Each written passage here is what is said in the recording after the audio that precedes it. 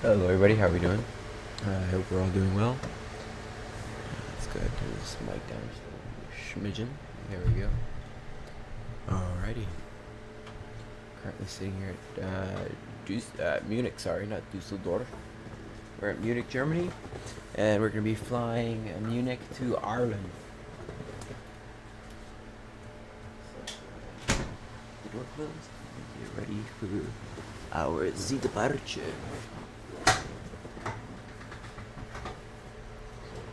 Let's go ahead and get this OBS fixed. Live chat on. Perfect. Boom. Alrighty. Coming in the plane. Hold on.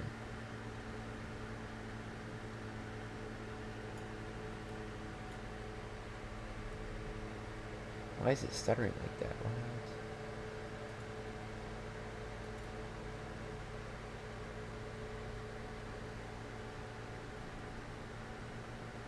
Hold on, let me look at it live from my screen.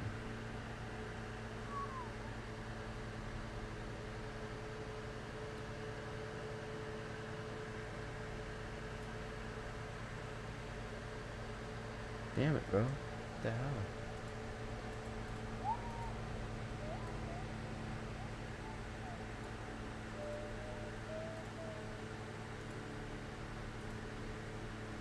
Let's go application game capture.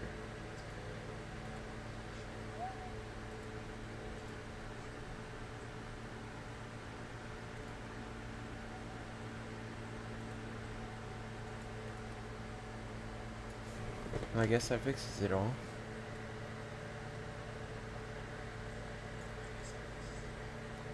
Awesome, guys.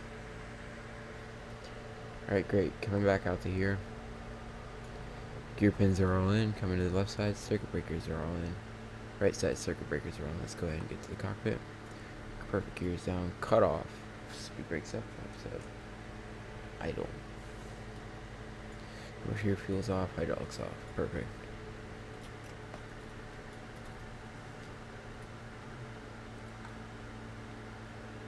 Really taking our time to look at all the lights. Pretty lights.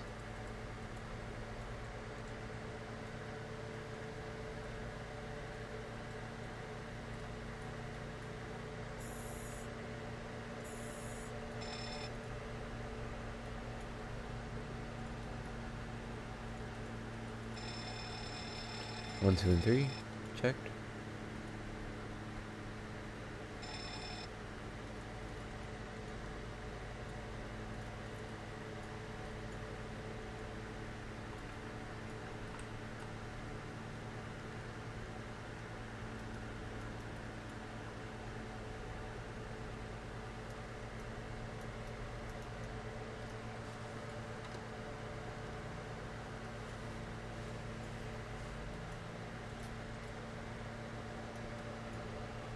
Above 15, checked.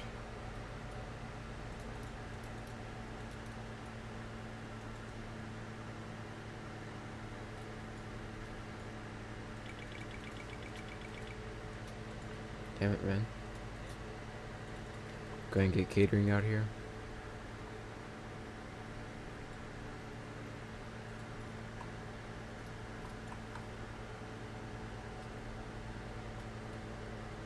Go ahead and get the CPU fired up because it's very cold. Very, very cold. Down here, oil quantity 1717 checked. 92, good. 737, 26K, Iraq is checked. Eddm.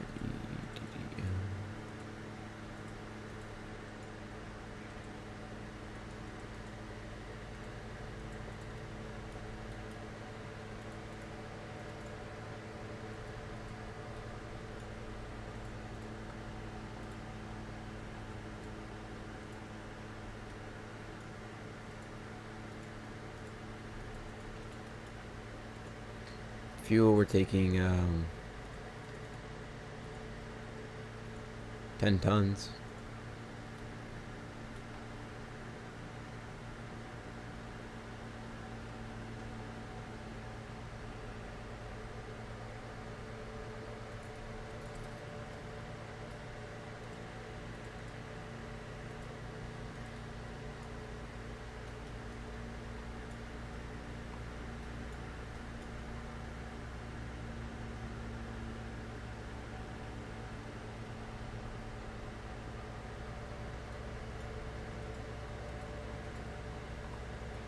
Okay, departing. 8 right. Yeah, I guess. Let me check IRO traffic.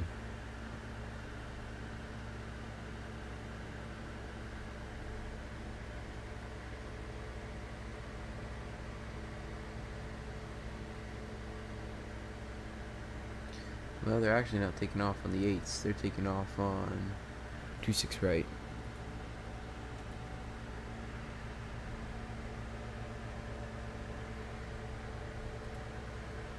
Uh, 26 right. We're taking...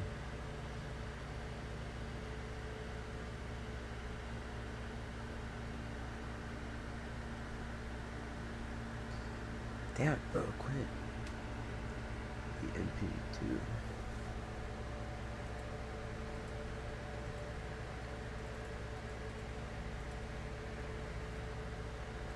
Alright, and then arrival, we're taking runway, we'll take the 16. Position, Kurt 1, Bagsk. Perfect.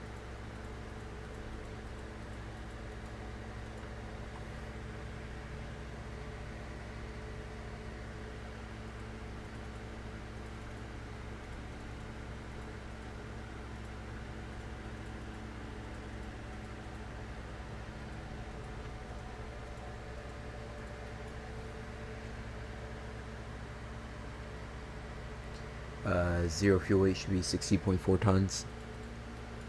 Reserves, we should be taking 2.5 tons. Cost index, 57.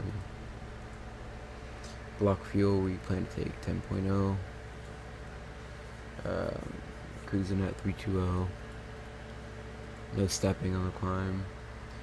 And winds are 273.58. Pretty good headwind. We're gonna check transition level 4,000.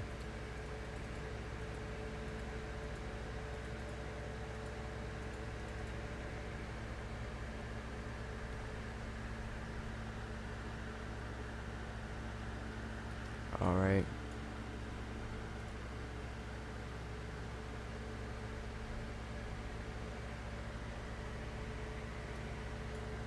Oh, that's a 3.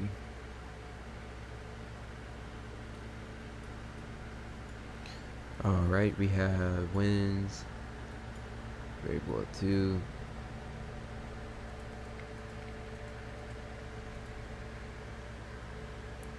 Okay.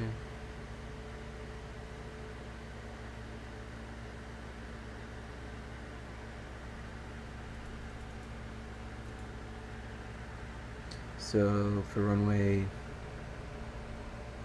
we're planning to take Alpha 12 for the departure.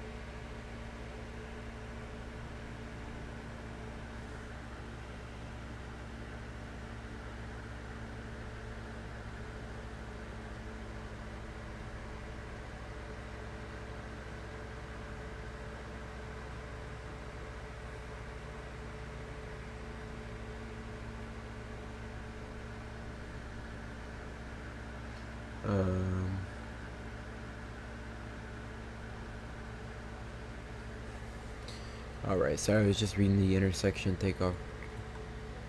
So we were taking 26 right. And Alpha 12 is about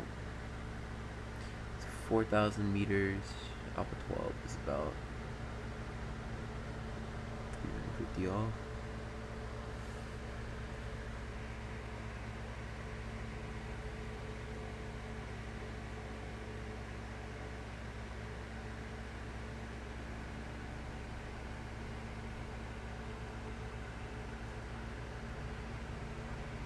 Okay, rules, visibility procedures, okay.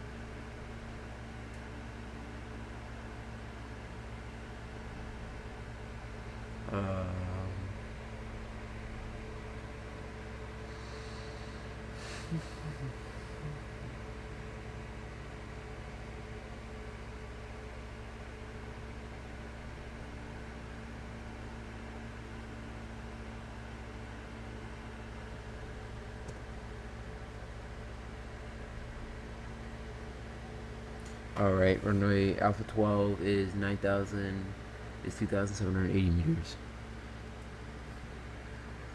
That is 9,9121. Top 5 takeoff 47.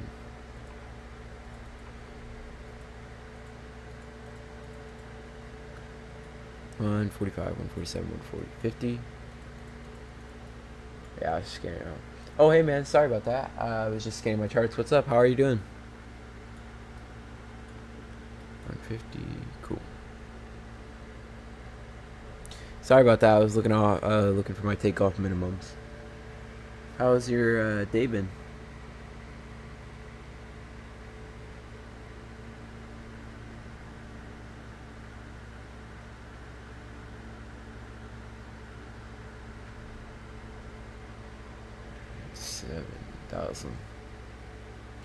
On the initial clearance, and we'll go ahead and dial in 260.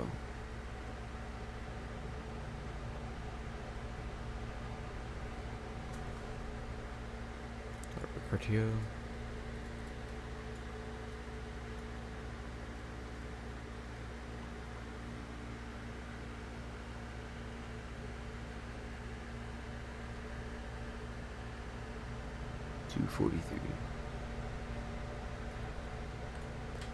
Alright, pre-flight, alrighty. Oxygen tested 100%, instruments are in the standard. Window heat is on, pressure is remote sector is auto, flight instruments are checked, parking brake is set, engine start levers idle. Cool. Oh, awesome. That's really cool. Good stuff, man. Yeah, once you get the ILS approach done, you're down. You're set. You're golden. Sorry. You can fly an airliner now. That's all you need. Alrighty. So 26 right. We have first restriction is DM 006, max 220. Set.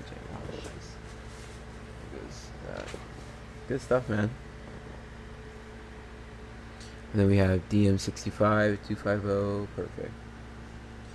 Yeah, I'm currently in Munich right now, and I'm going to be flying to Heathrow. Currently in pretty crappy conditions though, so it's going to be fun on the takeoff. Alright, let's go ahead and get the route data.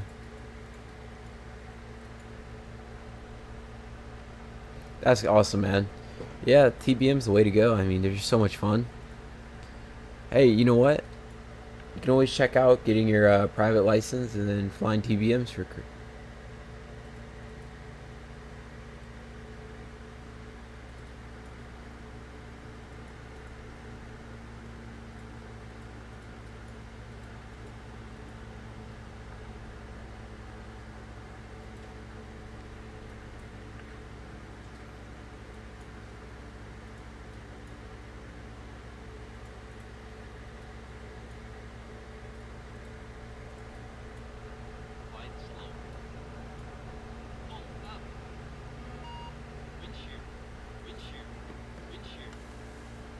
Yeah, I did. Because I was getting really pissed off at it. It just glitched out after an hour. I tried it again, and it just glitched out. So X-Plane, um, I'm I'm not gonna fly the 767.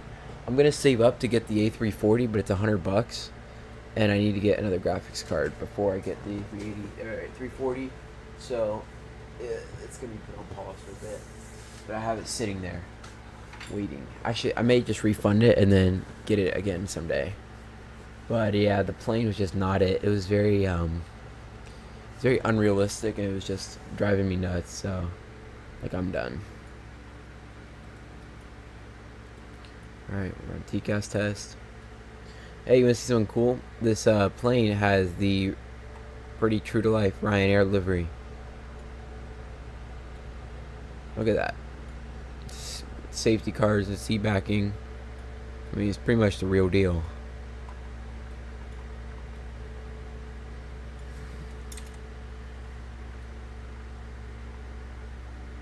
I wouldn't recommend getting X-Plane. The physics are not that much more realistic. You can't. Yeah, it's awesome. You can't really feel it. You can't feel the difference, and that's what I've been told. And, oh, sorry, it's okay. Sorry, I see my dog with the checklist flew off with the fan. Yeah, you won't be able to feel it with our yokes, with the yokes that is used for the game. So there's no point into getting it. Okay. 26 right, we got an elevation of 1,449, so we're going to go up to 2,949. Let's stay here for a second.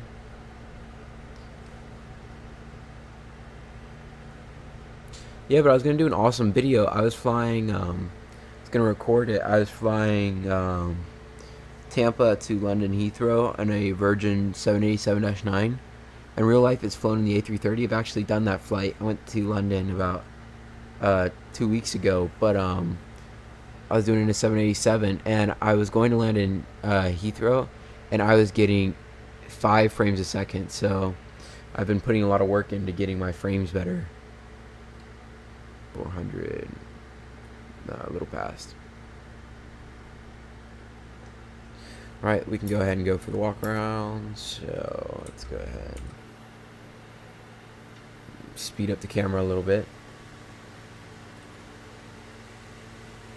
Here we go.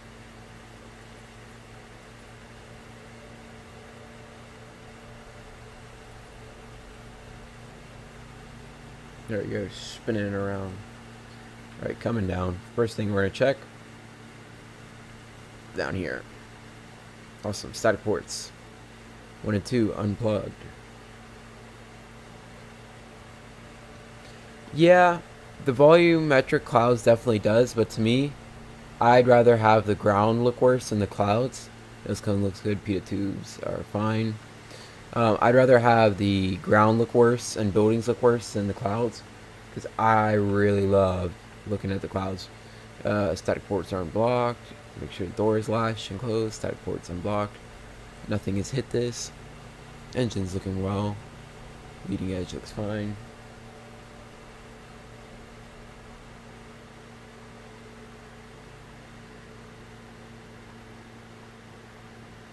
Trailing edge looks fine.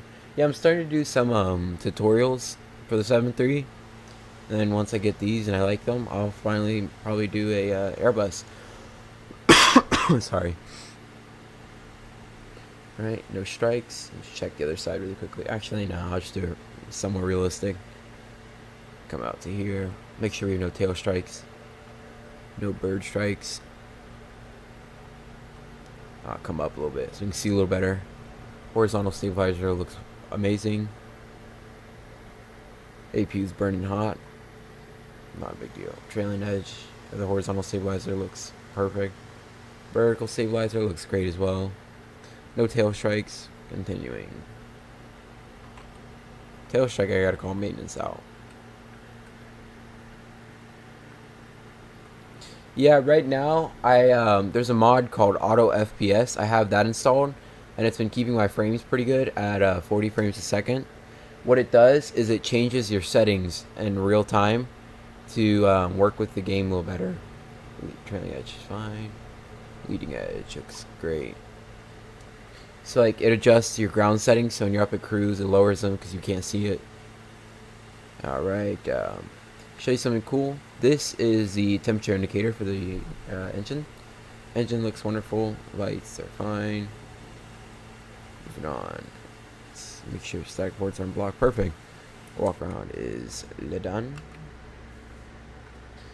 Okay. We can go ahead and get started with the briefing. I'll pull it up so you can see as well. Navigaph charts. Sorry about that. Get this out of your way. Out of the way. Yeah, close. I don't care. Here we go.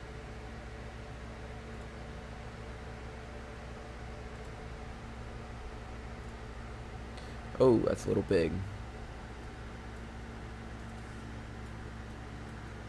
So the plan is push back to the left. We're going to taxi out here. Come all the way down here. Alpha 12. Get on Alpha 12. It's a pretty normal spot. I already have that planned. It is 9,121 feet.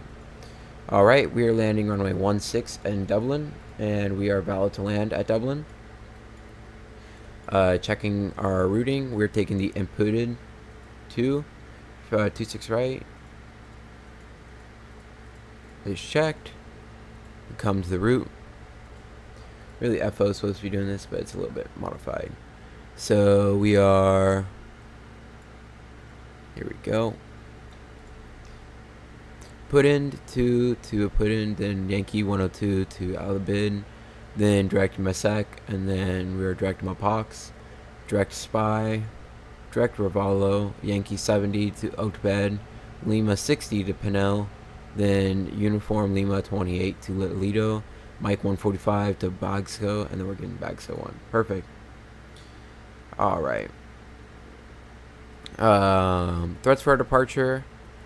Should be a pretty short taxi, which will be nice for us because there's a NOTAM out talking about increased bug activity, which could be dangerous for the PETA tubes. PETA tubes are obviously clear currently, but they could be in effect it could affect us. Okay, in case of an emergency, anything 480 knots, I will disconnect auto throttle, manually pull reverse, manually pull speed brake down, and apply max manual braking. You'll confirm we are slowing down. Then once we come to a stop, I will apply the parking brake, and we will run the appropriate checklist, and then decide if we need to get off the runway or evacuate. Other than that, after 80 knots, we'll take it up into the air unless it's a fire. If we take it up into the air, we have an MSA of sorry about that. MSA of 3,700 feet. So in case of an engine out, in case of an emergency, we'll climb to 3,700 feet and decide our next best move. Have you seen auto FPS or frame gen? Because I just tried frame gen and it's awful.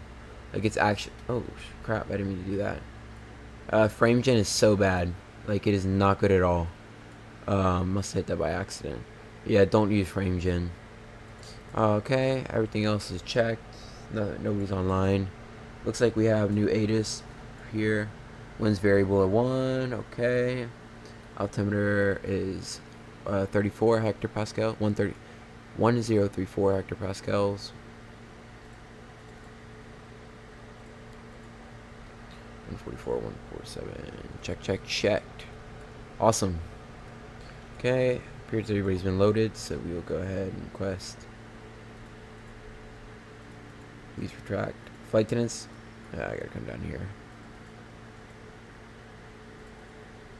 Going to set 1215.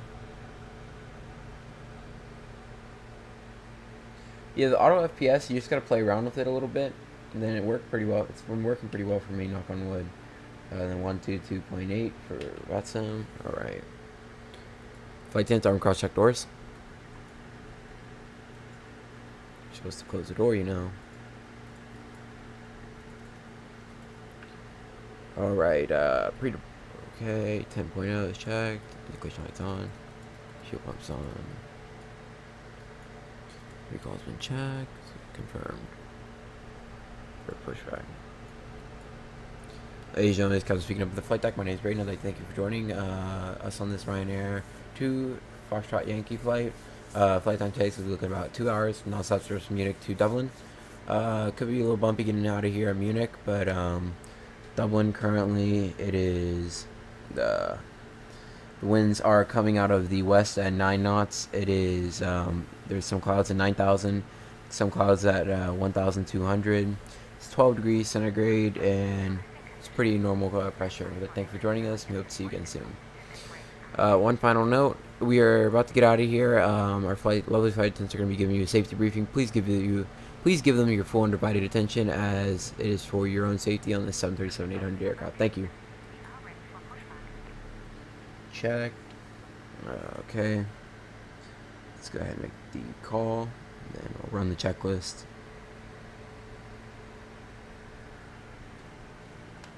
Munich traffic, Ryanair 2 Foxtrot Yankee, going to be pushing back from Terminal 2, going to be facing to the left. Munich traffic. Righty. Before start, flight deck door is closed and locked. Fuel 10.0. Pumps on. Passenger signs are on. Windows are closed. MCP is set. Takeoff speed is set. CDU pre-flight is done. Rudder and alarm timer 0 and free. Taxi takeoff briefing is done. Anti-collision light is on. Checked. Perfect.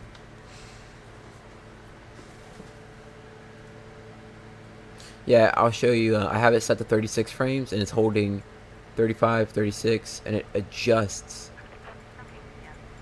train level of detail so it fits. It's pretty nice.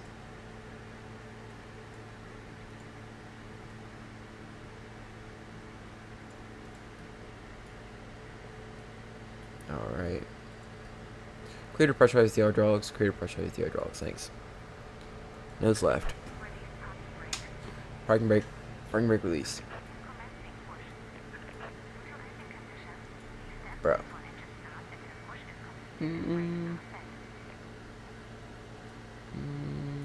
Yeah, we're gonna take off with anti-ice. It's just way too cold right now. Okay. Changes absolutely nothing. But we will be using anti-ice. 90.4. Yep. Take off 144, 147, 150. Perfect. When you use the 737 takeoff calculator, if it's like 144 and it says 147 in there and it says 146 here, you can keep the OFP, the QRH, sorry. But if it's not in there, then you're going to need, if it's like more than 1 knot off, then you're going to need to use the EFB to get you a proper figure.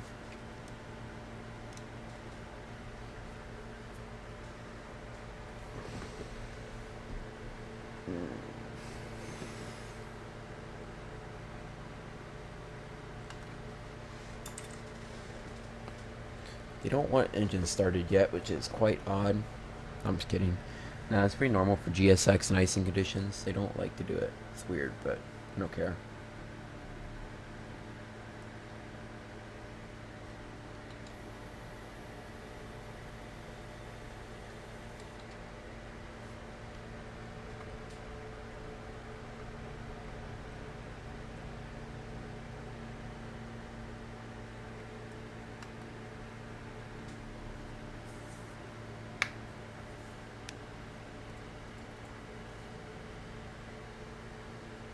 Nice little 30-minute turnaround. Not too shabby.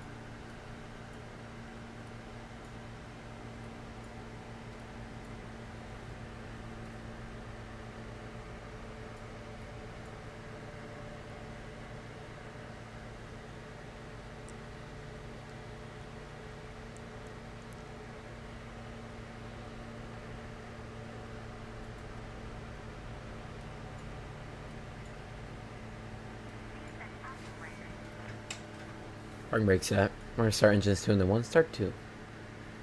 Starting 2.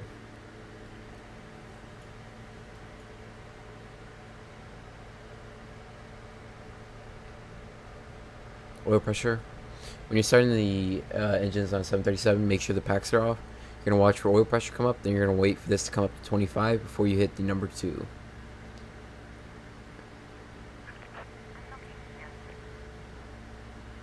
Fuel 2. I should say adding fuel 2. And then once this starts up, I'll show you the starter procedure, or split pack procedure.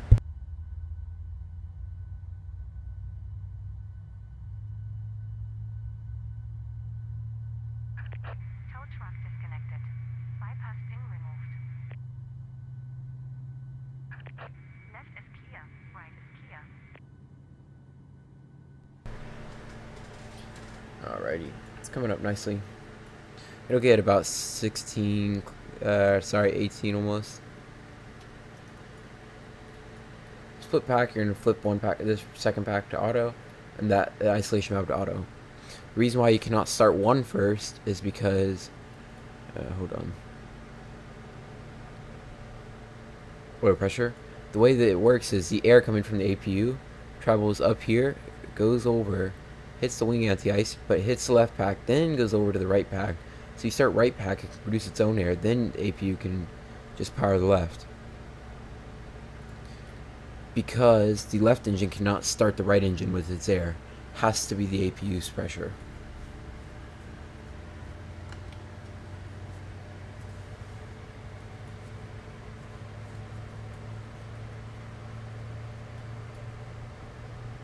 See you with the pin.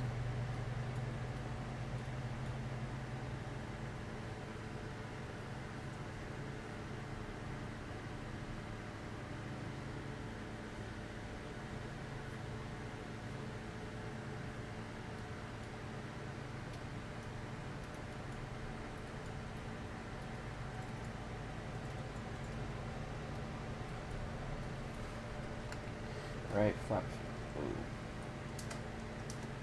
5. Speeds are checked. Trim 5.76. That's about good. Right, recall is checked. Systems full right, full left, full down, full up, neutral.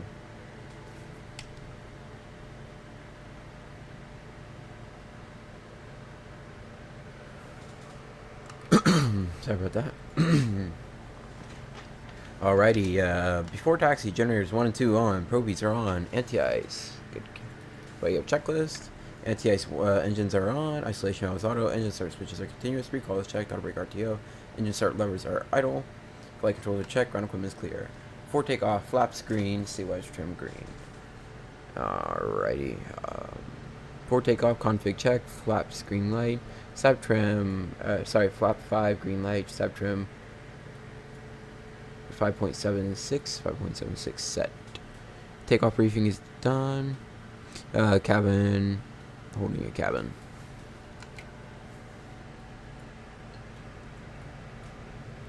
Flight attendant, short taxi for today, so please secure the cabin. Cabin is secure. Cabin secure. CP set, transponders. Okay, holding a transponder. Awesome. Unit traffic, Ryanair, Foxtrot Yankee is disregard. Unit traffic, Ryanair, Foxtrot Yankee is going to be taxiing via November 2, then to November, then November to Alpha 12, getting on runway 26 right at Alpha 12. Unit traffic. Alrighty, tidy. Going to turn on taxi light. Parking brake disengage. I'll pull thrust back a little bit. It's RYR to here. I'll put in the chat.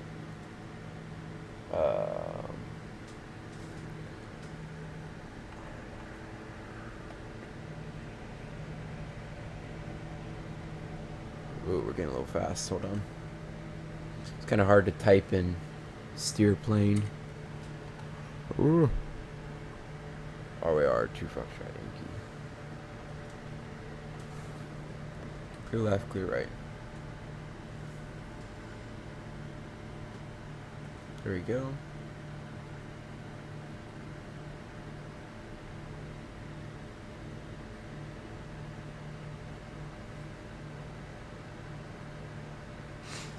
Man, Well, I gotta. Okay, there we go. My tiller's back to normal. Or my side stick, I should say. To the left, clear to the right.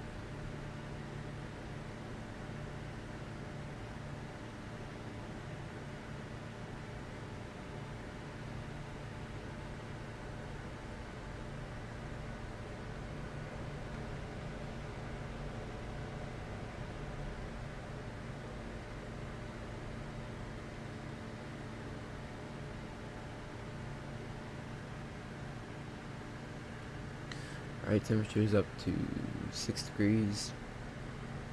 Okay, winds are variable at 2 knots. Awesome sauce.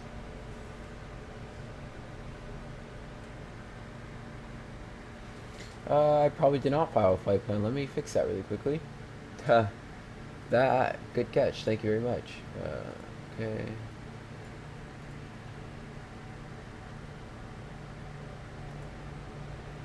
Yeah, I forgot to pre-file. Uh-oh. Just froze my sim. Oh well. Hope it doesn't crash.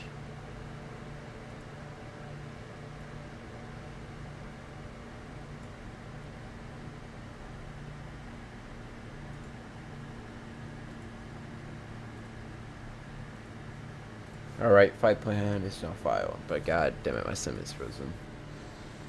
Please come back in time. Please. I'm begging you, Microsoft. Please. Please don't freeze. Please. Please.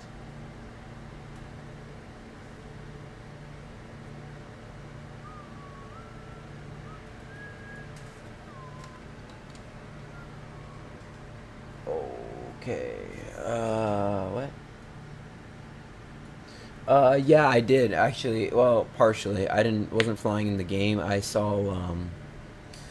I just was going to the gym, and in Florida we got like a 67% eclipse, so it wasn't anything crazy. Did you get to see it?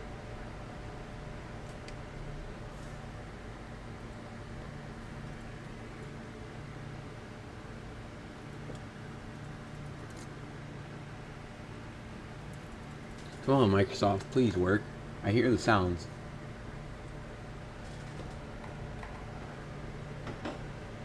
Let's go, game. Let's go. I'll give it a couple more minutes and then I'll just cancel the stream. That would suck, though.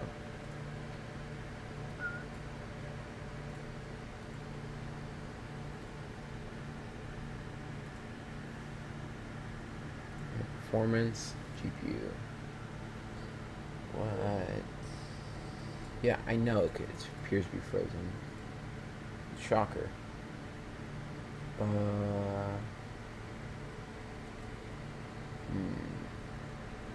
Still not back. Wants to.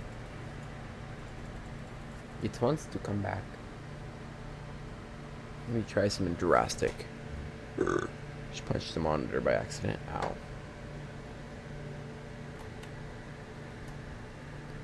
Let me try doing this. Yeah, man. That's so disappointing.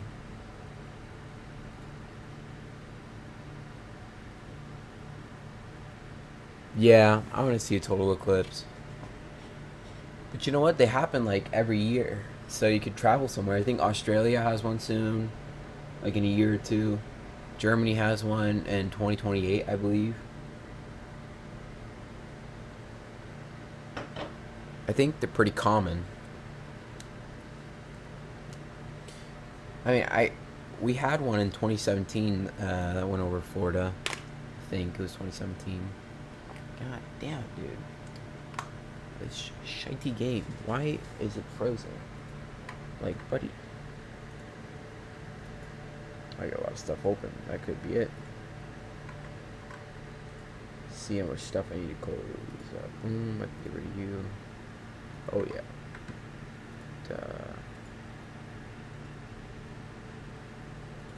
Let's see. Come on. You can do a game.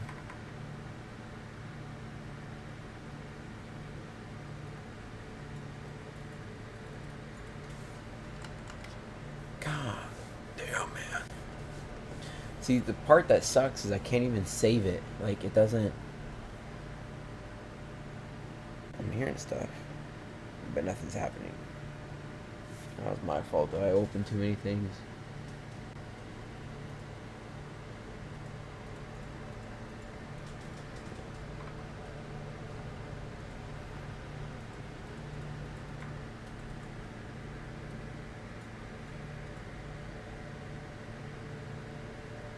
Yes, closing video app. That may be what's causing all this headache. Oh, that is it. That was all. That was the whole issue. Yes. Sweet. Auto FPS. Auto. Damn it. Let's go. Awesome. Good to be back.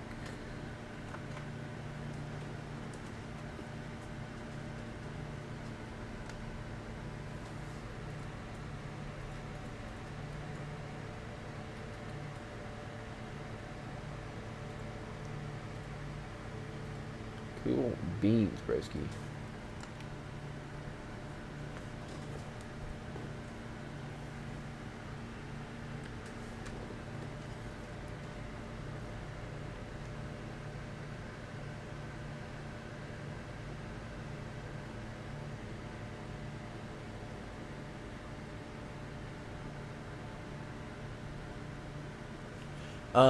So I had to VPilot crashed because my game froze. Sorry, it stops. It disconnects you from the network. If you check now, I should be up there. Yeah.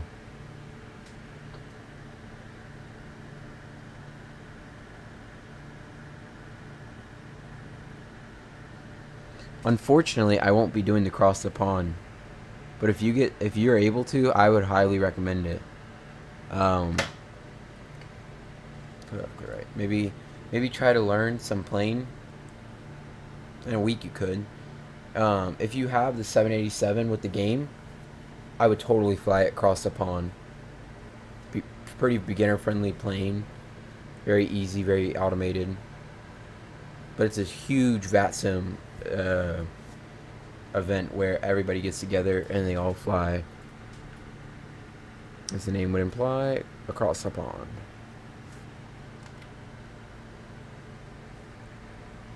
Not surprised to me there's not many people on in Germany right now.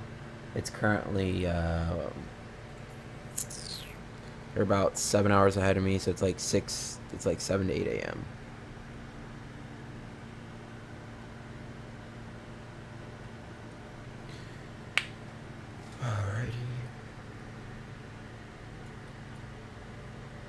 That's 100 TA, strobe lights, holding at landing lights. Boom.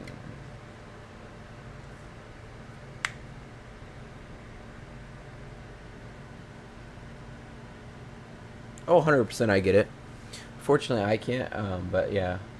Oh, that's true, it would be, damn. Yeah, then it's probably not worth it. Like, for me, I can't do it because I'm at my dad's house, which sucks, but maybe 1 year. Alright, we're gonna start applying some braking.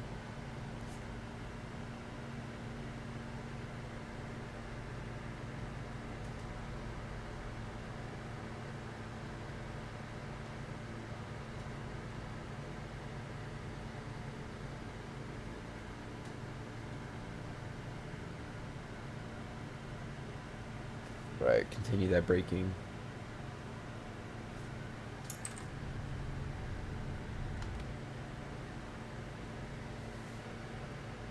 Clear left.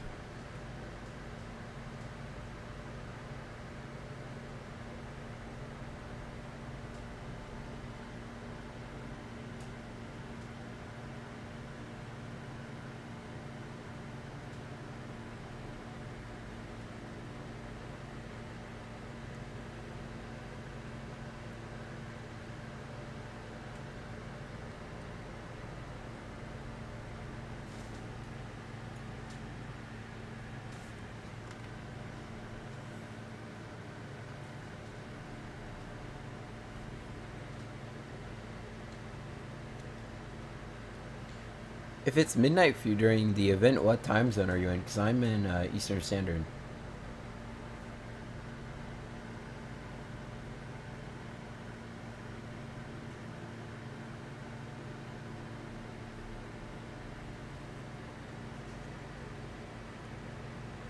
Munich traffic, Ryanair 2 Foxtrot Yankee going to be taking off runway 26 right for the input to November departures. Munich traffic.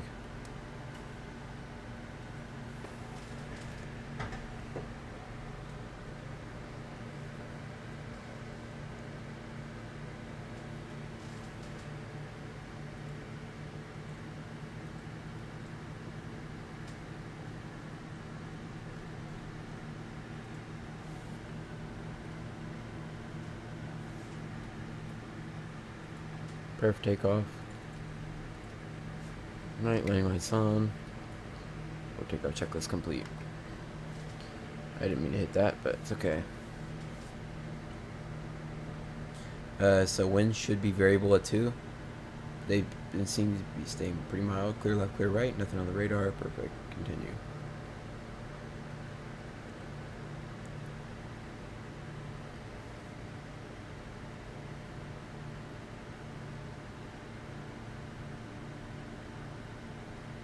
Bring the speed way down.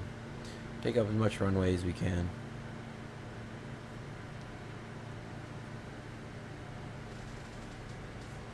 Alrighty. Starting the clocks. 1 and 2. Start stable, tow grab. Take off the set.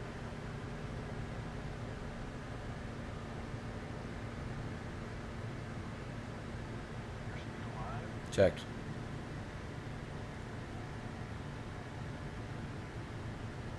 Checked.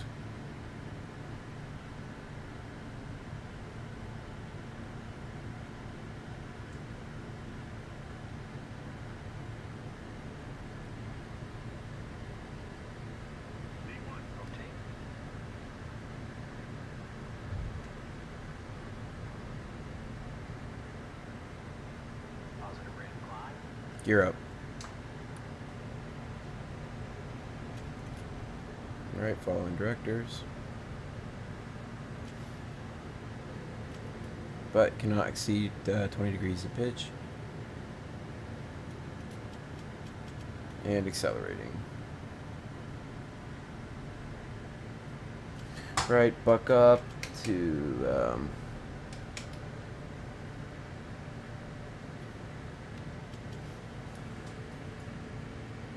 we know clock 1 or break off. Munich traffic, Ryanair 2 Foxtrot Yankees at 3,700 climbing for flight level 70. Munich traffic.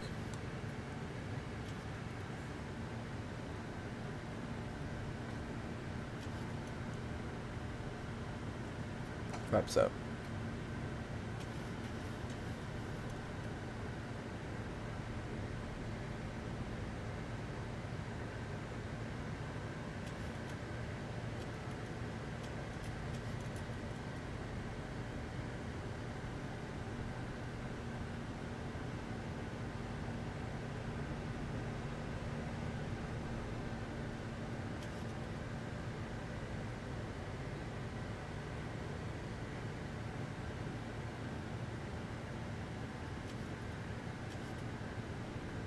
Well, that doesn't look like something I want to fly through.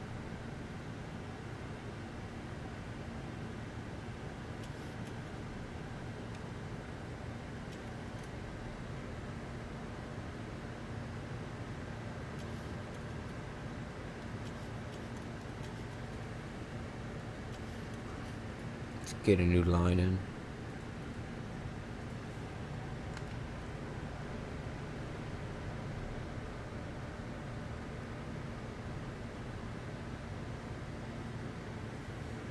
Right, pass to 5,000, standard. Oh, okay. Nice. That's really cool. probably a stupid question. So, do you live in India? I don't know if the Indian time zone is more than one, like goes through more than one country or not. Certain countries have their own time zones and like are stingy about it.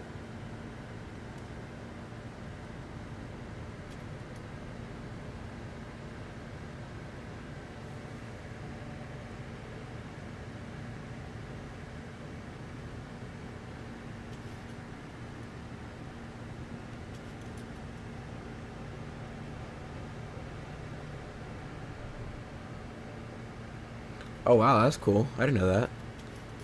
Thanks, man. Learn something new every day. I didn't no clue about that. Huh.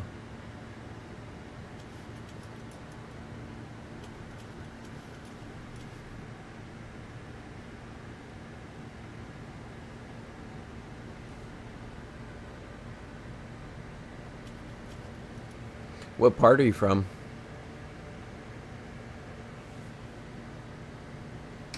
Happy that level off. Let's go ahead and buck up the altitude. Sorry, not attitude. 320 is fine. Speed out, climb.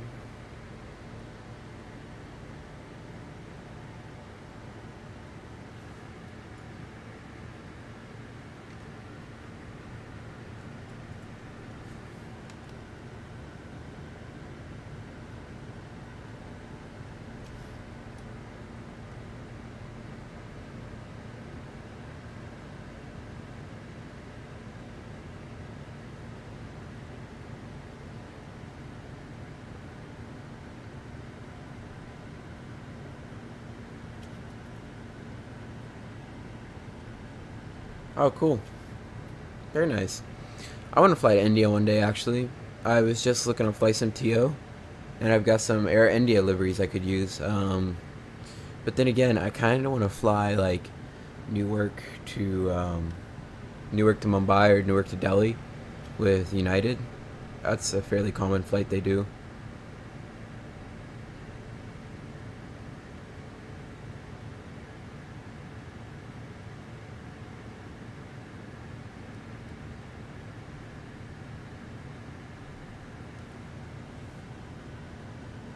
So it's pretty early in the morning for you then, right?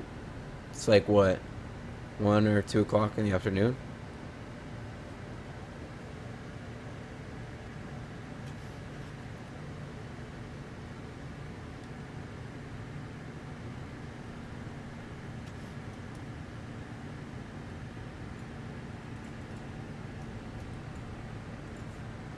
Flight attendants are free.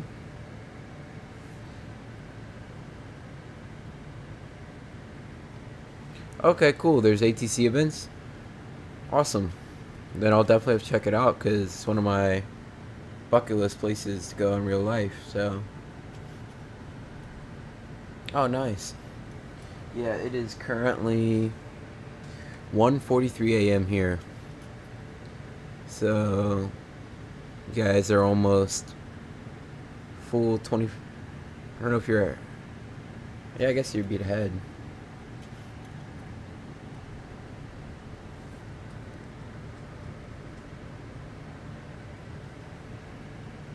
So we have an inversion, sorry, of the heat that is due to the low pressure and the moisture down below. So that will be indicative of thunderstorms. There's probably going to be brewing some thunderstorms later tonight.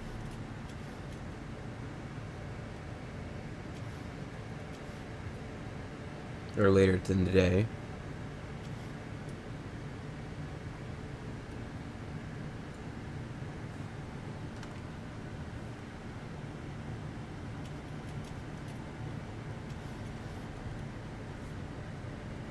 Nice.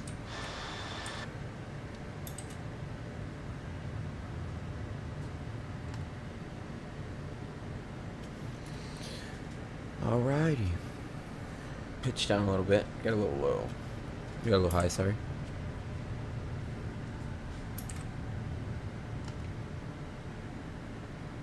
Other than that, beautiful morning.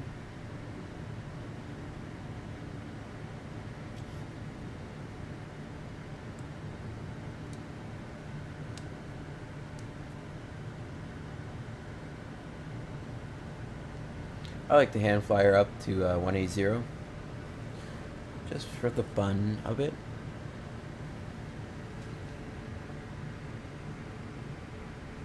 And when they're trimmed out, I mean, I'm hands free right now. You don't even have to hold them. It's great. Biggest thing to fun flying a plane is trim, trim, trim.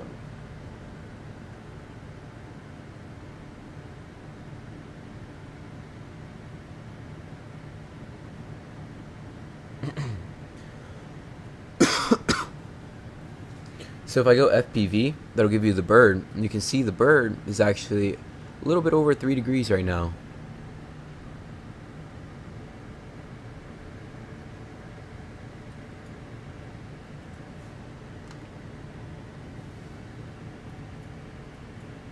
Let's go ahead and get the FOs. There we go. Put that about there. I do on the Honeycomb Bravo, but if you look here, and on my yoke, most yokes have the trim tabs. So when I push down, or I push up, it trims. If I push down, it trims the nose up. Push up, it trims the nose down. Most of the time, you're not going to use this trim wheel. This is just a fail-safe. If I'm flying my Cessna, which it's pretty old, so it doesn't have the new electronic trim tabs like these, I would be using that wheel a lot. It's like when I fly my Cessna, I'm reaching over and trimming using the trim wheel, but in these modern airliners, you're just using trim tabs right here.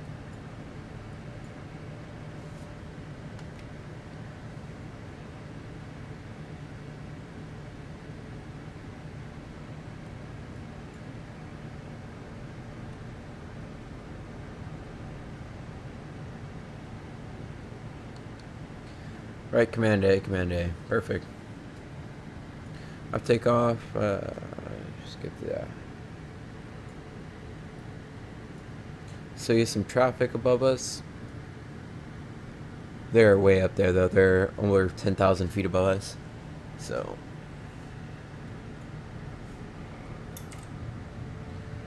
Go ahead and see the wing view.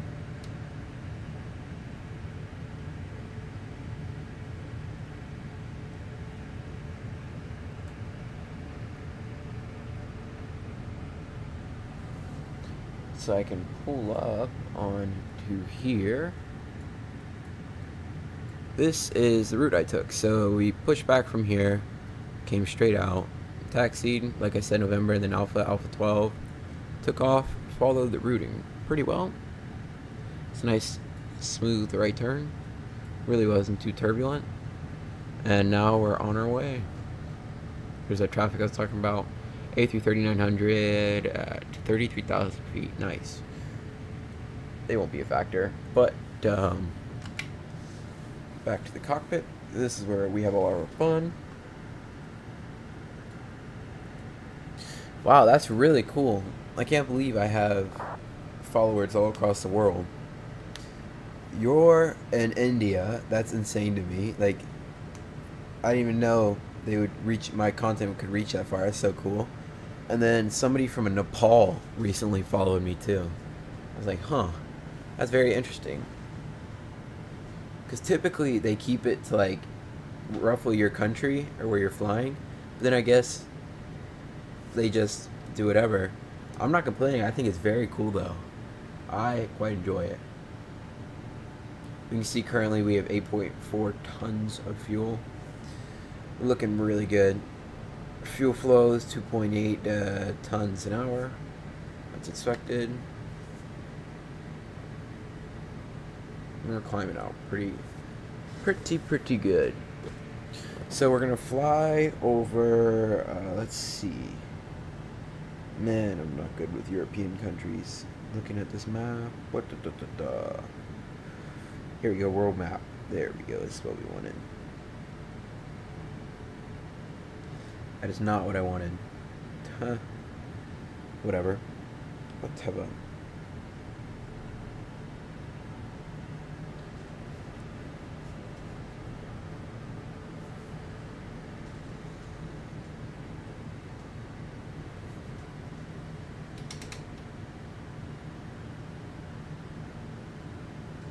Right, I'm using the restroom. I'll be right back.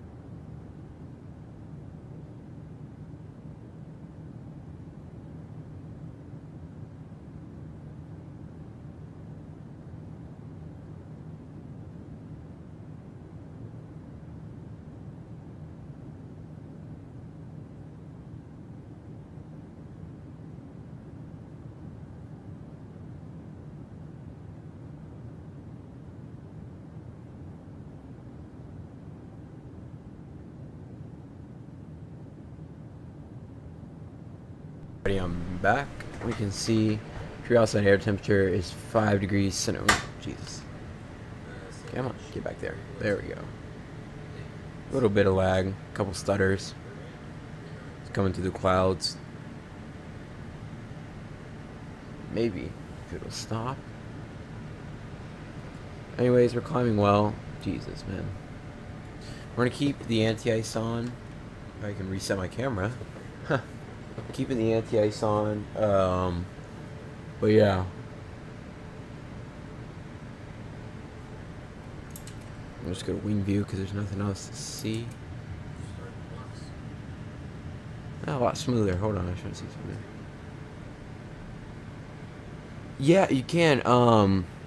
Look up. I'll find. I'm gonna make. Here, you know what? I'll send you, if you have Discord, I'll type in the chat the link to my Discord. You can add me, and then I'll send you a link to a thing called Your Controls. And my game's frozen again. God damn it. It's called Your Controls, and it allows you profile.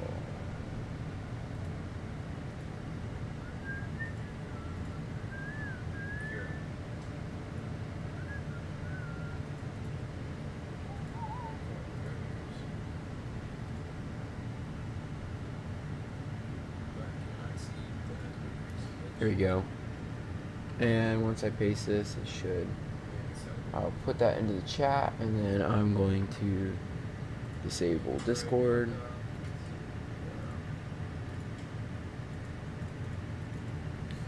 And let me make sure the NVIDIA app isn't running again. Oh, wrong thing.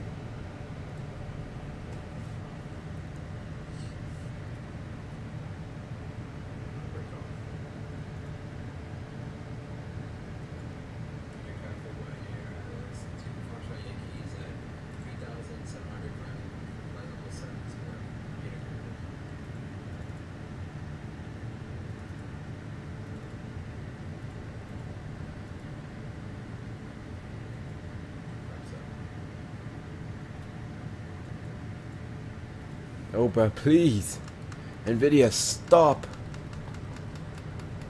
Please work. I'm begging.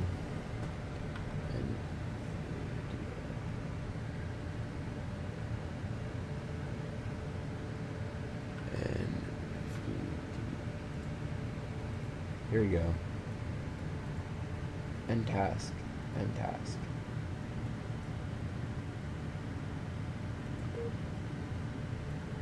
Yes, I know. Stop for a second. End task, end task. There we go. Now please unfreeze game. Please unfreeze. Please work.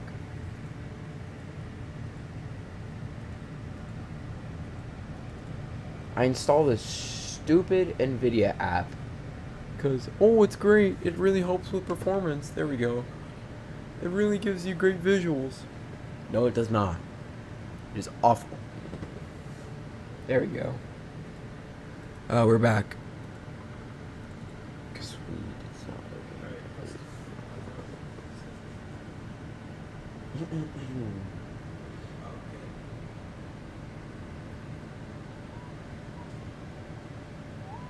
So I'm getting excited. This will take me to about 956 hours.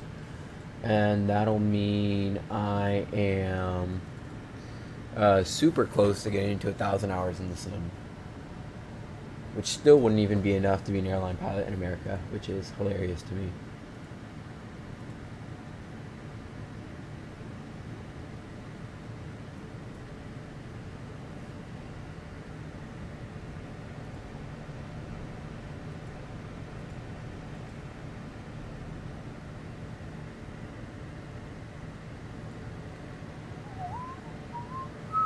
Yeah, but this app, when you add me, I'll send you, is called Your Controls, and what it allows us to do is to do shared cockpit flying. So I could sit right seat, you could sit left seat, doesn't really matter, but it allows you to fly a shared cockpit. So it's pretty close to the real world stuff, which is always nice. We're gonna break through this final cloud layer soon. You can see 320. We're at 3. We're gonna check the outside air temperature. It's above 40. Anti-ice can come off.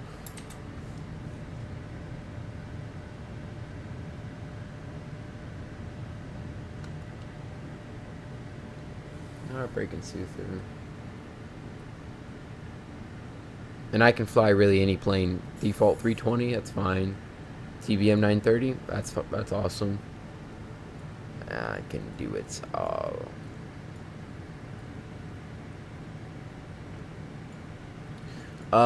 So when you turn on anti-ice, it's going to be when the true outside air temperature is 10 degrees Celsius and below, and then you have to find the saturated air temperature, and that is typically also known as your dew point, and that when that reaches negative 40, you will turn anti-ice off. That's when the water moisture is so cold, the theory is it's already ice and it cannot build up on your plane.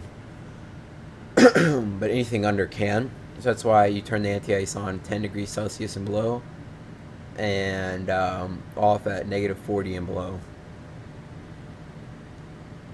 But yes, clouds are typically indicative of water moisture. Well, obviously, I meant icing. But yeah, those are the general rules of thumbs you want to know, abide by for anti-ice.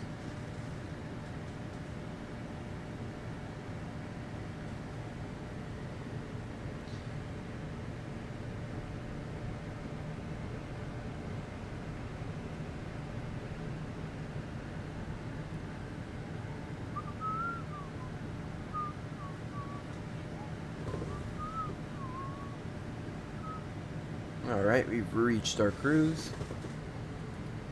No. If you don't see any clouds, more than likely there won't be any visible moisture. I mean, more than likely there isn't any moisture. You don't need to turn them on.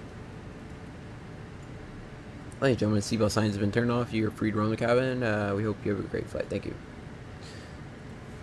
Okay. Yeah, you don't have to keep them on when it's clear skies, but when there's clouds like this, and my departure, when I departed, it was 6 degrees Celsius on the ground, but we had an inversion and it went up to 12 degrees centigrade on the true outside air, true outside air temperature, but I still kept it on just because we're going to be climbing through more moisture, so there's no reason to turn it off.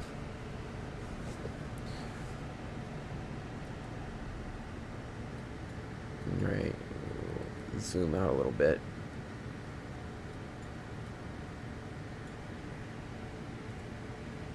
Oh, crap. Disconnected. There we go.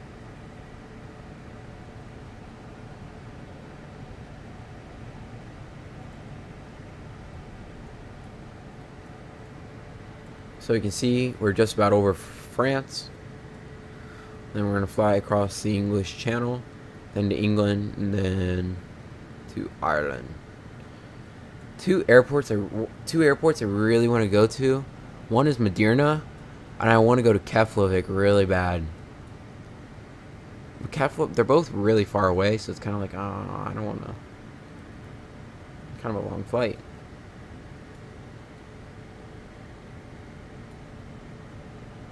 Also, I was gonna let you know what I hit. Alright, cool, whatever. Clouds are typically also a great sign there's gonna be turbulence there.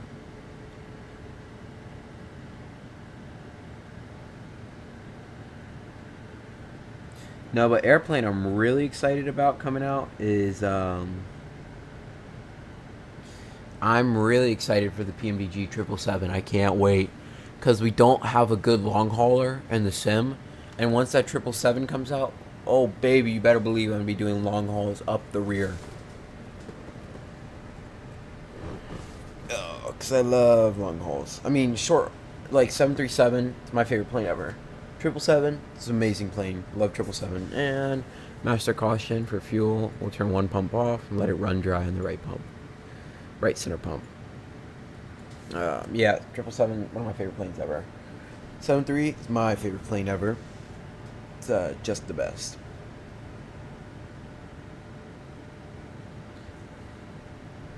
What is your favorite plane?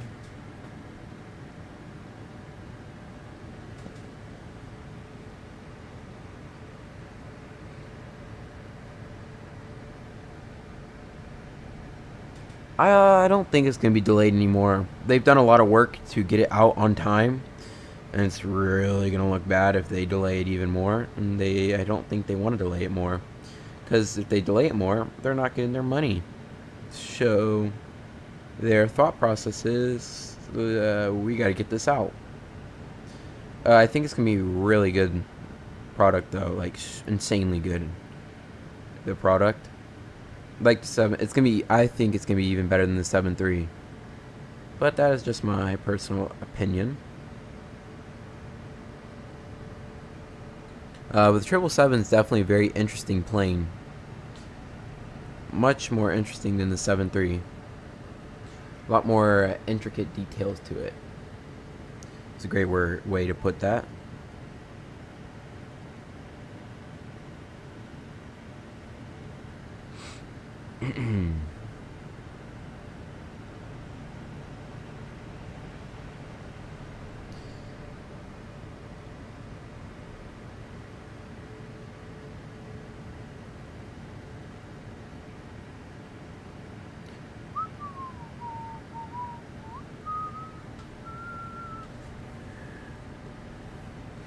Man, I wish some ATC would get online. It's 6 o'clock in the morning there. It's like 7. It's 6 o'clock here, but in England it's 6 o'clock. Chop chop, ATC. I need you to hop on some flight. I need you to hop on, man. Oh wow. Looks like part of India is online, and a lot of Australia is online. Is this Indian territory down here?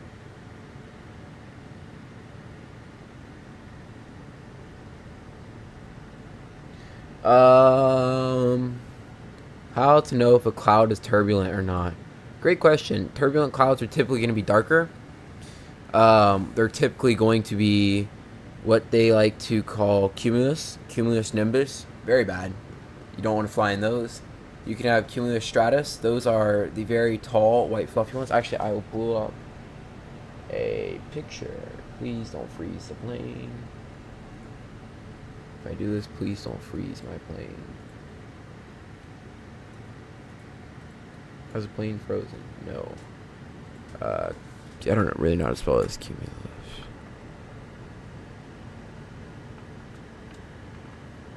Cumulus clouds are typically associated with thunderstorms. Here we go. So we have Cumulus Nimbus. That's bad. Don't fly through that. Cumulus Stratus, not really good to fly through. Cumulus, probably gonna have some turbulence. Stratus, probably may, when you punch through, you may get a little couple bumps. Stratocumulus, you're definitely gonna get some bumps in. Alto Cumulus, not really. Alto Stratus, probably not. This one's hard to say. Circumulus is not really. Cirrus, no. Cryostratus, probably. If you ever see a cloud like that, stay away. That's danger. That's a thunderstorm. Here are some good ones too. That's danger. When I was taking off, I had a cumulus cloud to my left. I purposely was making sure I was going to diverge the plane. There's a bad cloud. Don't fly through that. The reasons why you don't want to fly through them, and the jets, it's safer.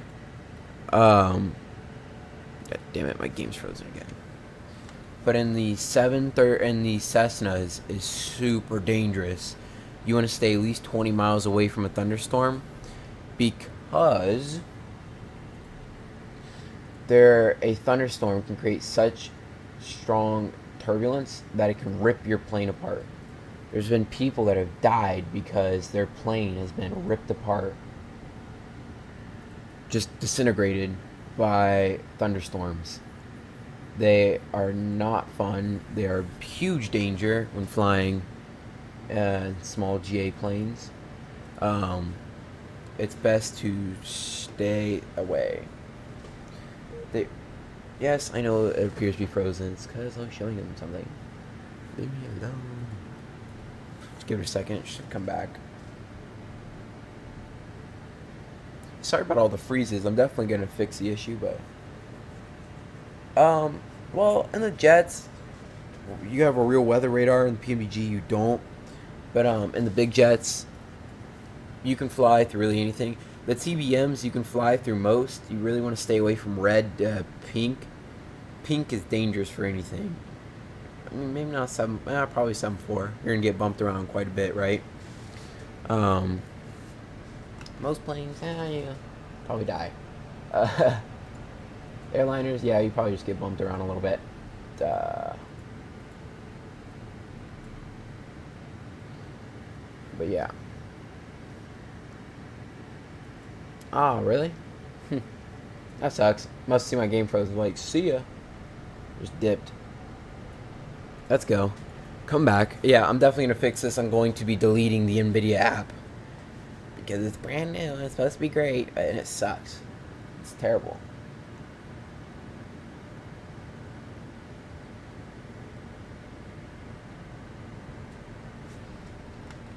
It's so weird to me that it's causing my game to freeze, though. Like, it shouldn't. I guess it's just sucking my performance away. But I can't stop it. Like, oh my god. There's 5 open? What?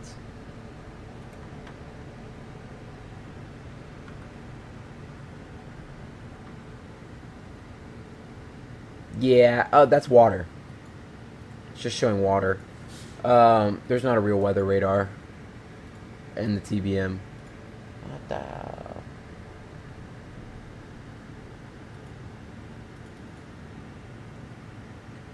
Let me close these, please.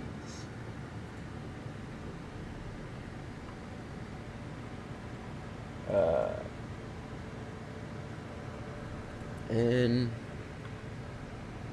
NVIDIA. Oh, here we go. I think I found the fix. If I just do that maybe a couple times. Or hit him with a little wabang. Shabam. Oh, there we go. We're back. Command A. Boom. Yeah, the weather radar and the game. I just gotta fix this really quickly. There we go. Not very realistic. They can't really model one. It's just like they take a 2D slice of where are the moisture supposed to be, and then give that to you. It's not realistic. In real life, is scanning. I'll show you the nose cone. You can see a little bit of a line right there. This whole nose cone will move to the side. Inside of there's a radar dome. You can tilt that up, down, left, and right. Radar dome is going to send out radar beams, and they're going to shoot out in all different directions facing here. When they do that, it's going to hit some moisture and bounce back. So the way it tells you what you're flying through is by how much moisture it's hitting. Because typically, if you're flying through a thunderstorm that's pink, it's going to have a lot of moisture inside of it, right? So yeah.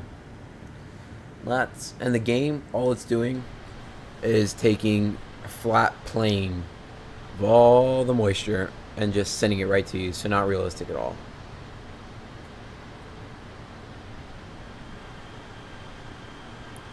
That's a nice big screenshot.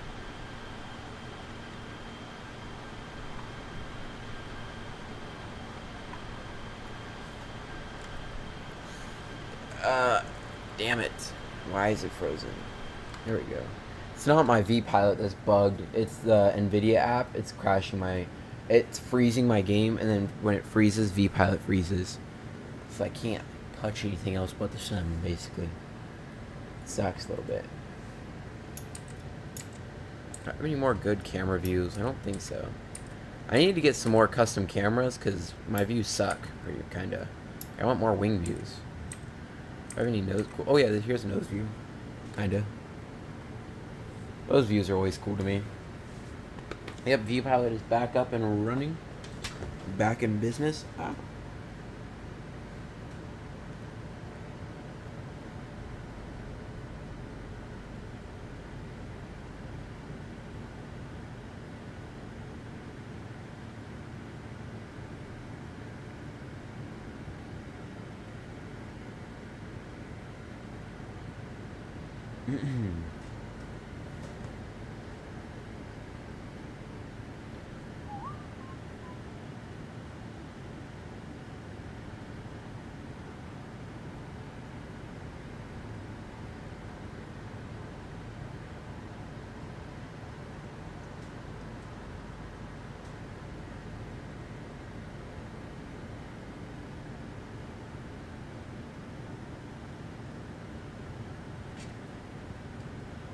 It's like here, I'll show you. What's below me, if it flies straight through that, it'd probably get a little choppy, right? That over there is gonna get a little choppy. That up there, nah.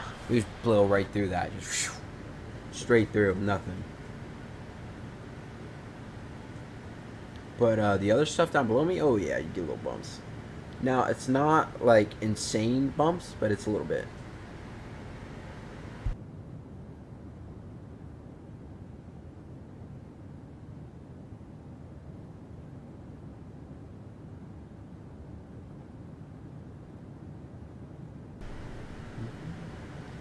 Alright, I'm gonna put some music on. I forgot to do that. Actually, no, I'm not going to, because I don't want my game to crash. There we go. That's a good reason why I don't.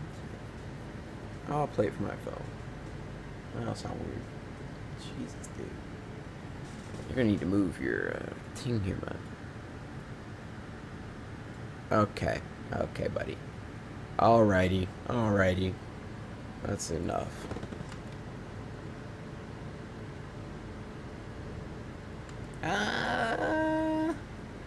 Do they wipe the raindrops?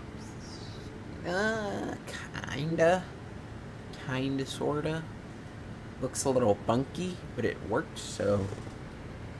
Did I not enter my cruise right? Oh, well that's not good. We're 320. We're cruising at 320. That's why I'm going.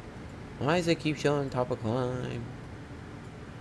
Sure we don't get a false altitude reporting. Yeah, I was so confused why it kept telling me. Reset MCP altitude. Reset MCP altitude.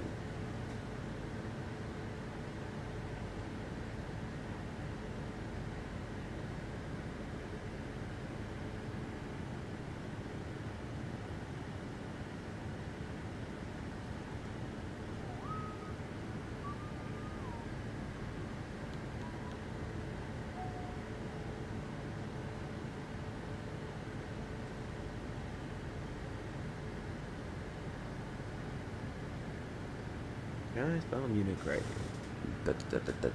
M-U-N-I-C-H. Germany.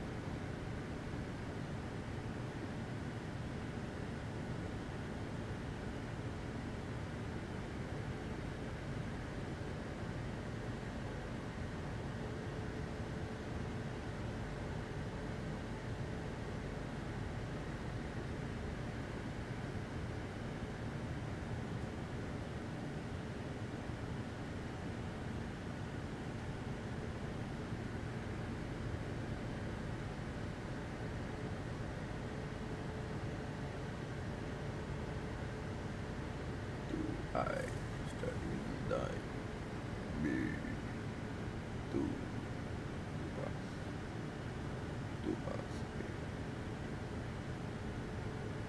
Do.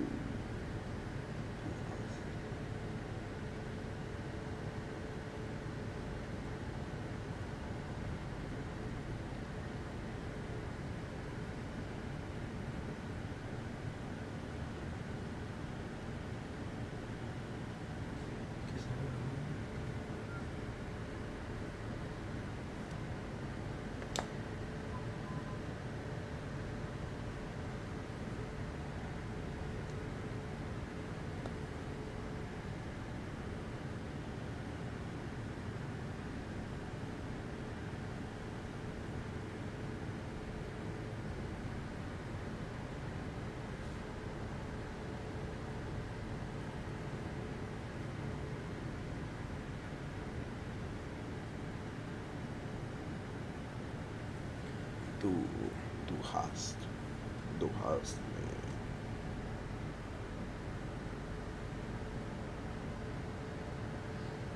Yeah. So what kind of music do you like?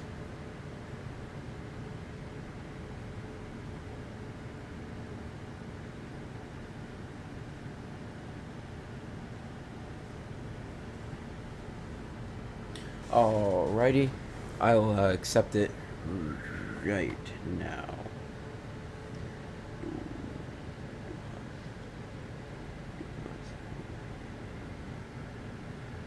Perfect. Accepted it. I'll send you a wave.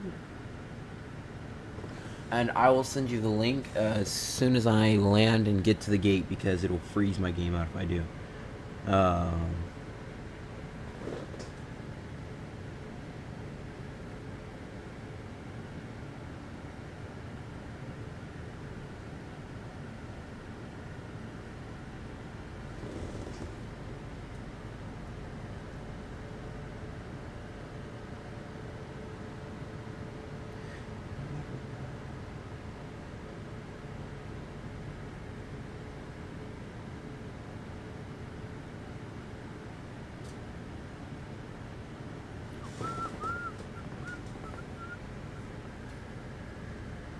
Yep.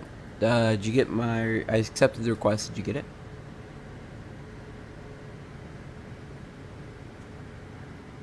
Perfect. No, thank you. Thanks for always watching my stuff, man. I can't believe it. Like, normally... EK, DK Center. Where is that? Yeah, I got no clue.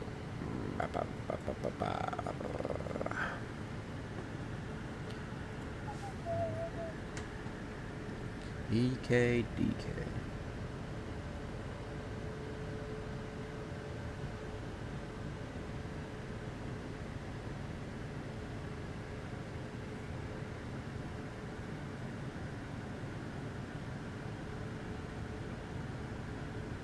Here I am. Over. Is that Belgium? Whatever.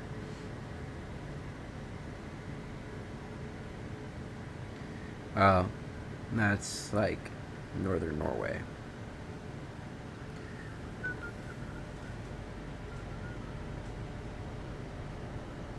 Alright, nice. Yeah, I tried to play some, but it's gonna freeze my computer. I typically like to listen to lo-fi. I'm actually a really big fan of Tame Impala. You ever listen to his stuff or heard of him?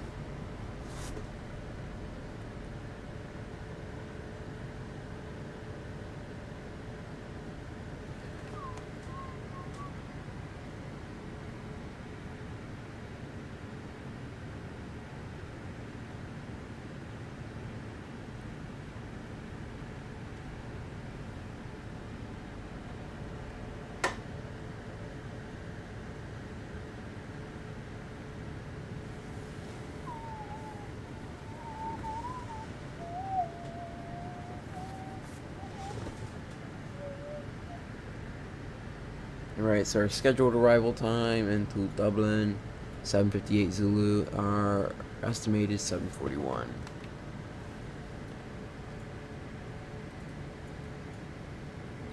Ladies and gentlemen, it's Kevin speaking up with the flight deck. I'd like to thank you for joining us on this Ryanair flight. So I have some really good news. It's looking pretty smooth up here, and we should be landing in about 17 minutes early. Thank you very much for joining us, and we appreciate your service. We appreciate your continuing. Damn, let me think of a way to say this.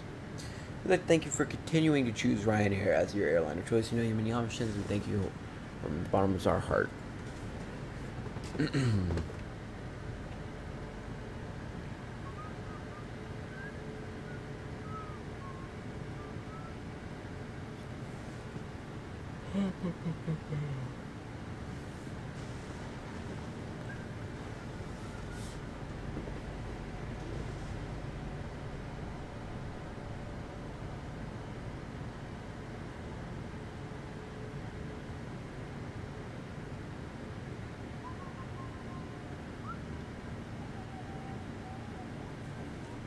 Oh no. My Ryanair landings are amazing. I had this, I'll show you actually. Logbook. I don't do slammers. Is it this one? Yeah. 165 feet per minute, 0.09 feet out the center line. Exactly where you want to land, 1,000 feet down the runway. I mean, it doesn't get better.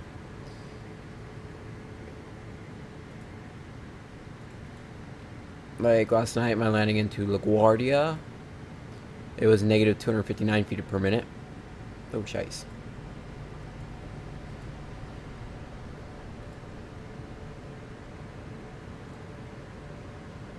It was around the center line too, but it was a little early.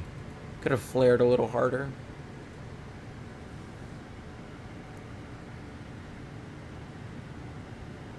I use Sim Toolkit Pro. I'll drop it in the chat.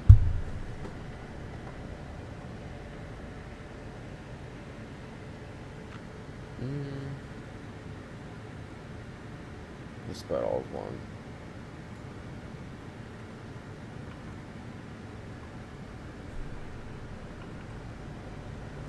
It's completely free.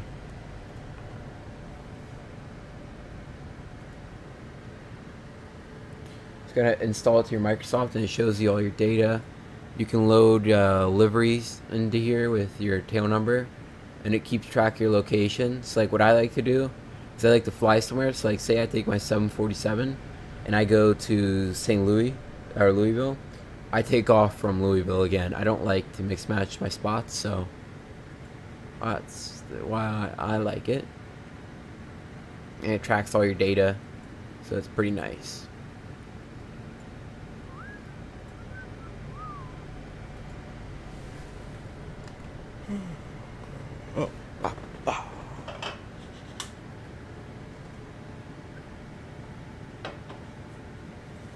Man. Yeah, there's going to be no 30-minute turnaround for me once we land. I'm going to be going to bed. So I'll have to be up kind of soon after.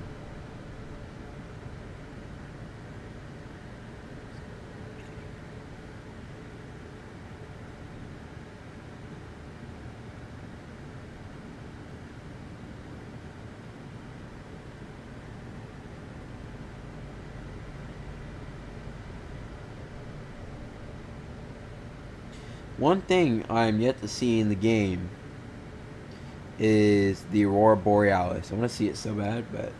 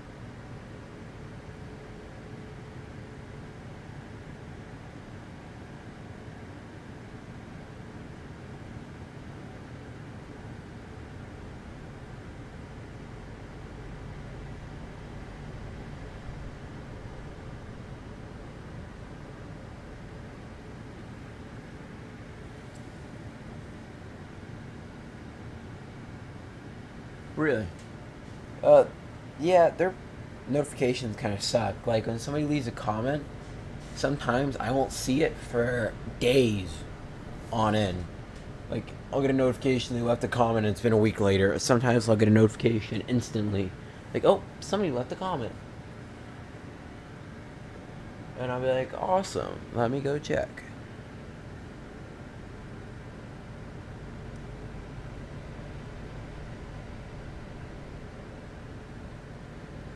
Like during this live stream, I had a new follower,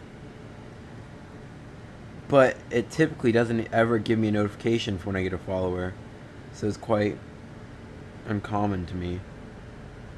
It's nice, but uncommon.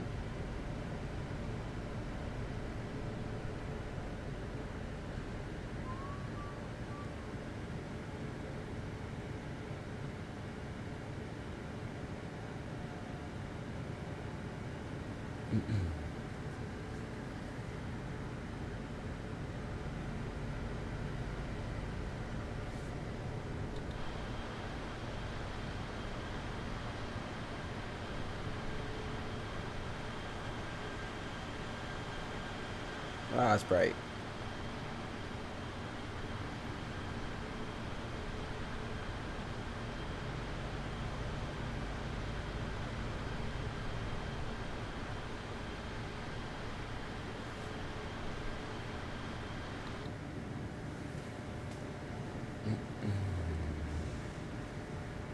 Oh yeah, 100%. I mean, they have been developing for 40 years, but they are insane from where they started.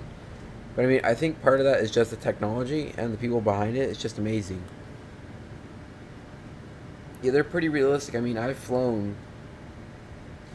Yeah, it was terrible. I mean, but everything was terrible when it first started. The internet was terrible when it first started.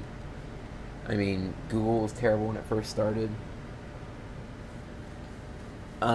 But yeah, they're super close to real life. Like I've flown full motion simulators for real planes, and the sim is really close to real life. Scary close, so in a way.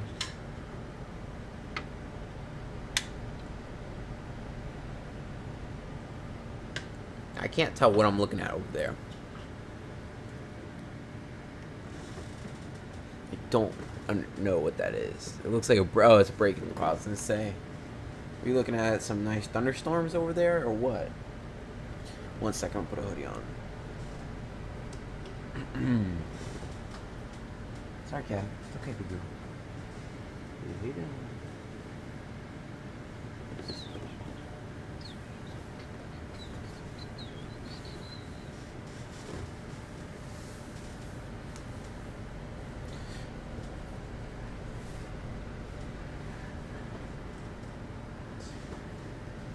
So what are some of the longest flights you've done on the TBM? Because I've done...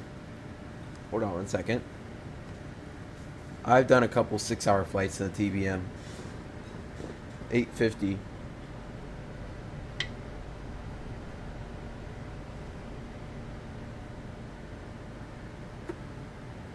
Because the TBMs have great fuel efficiency. It's amazing.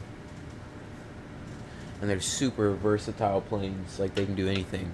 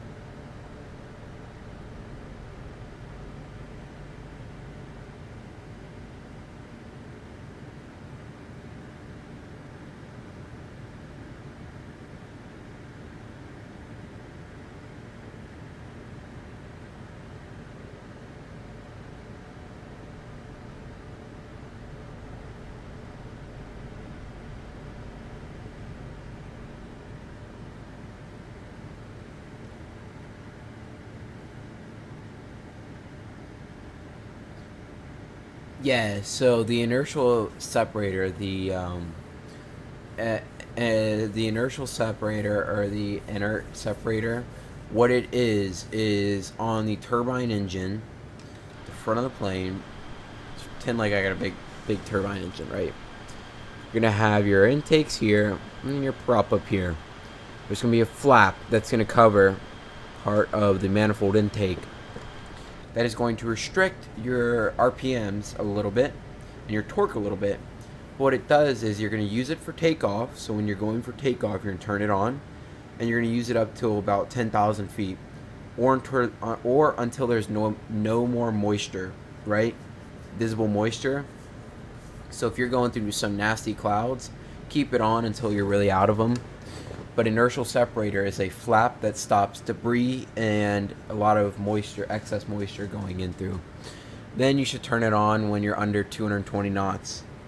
You have to wait till you're under 220 knots to turn it on TBM.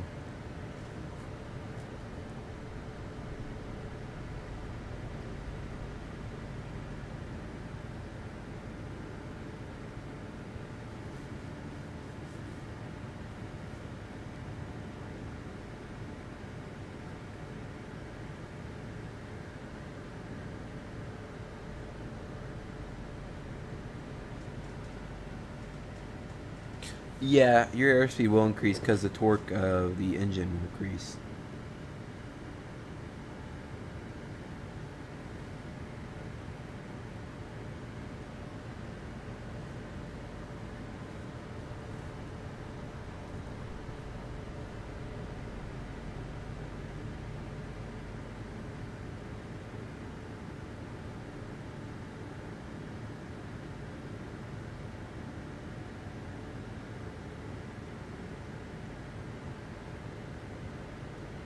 Yeah, of course, man. Anytime.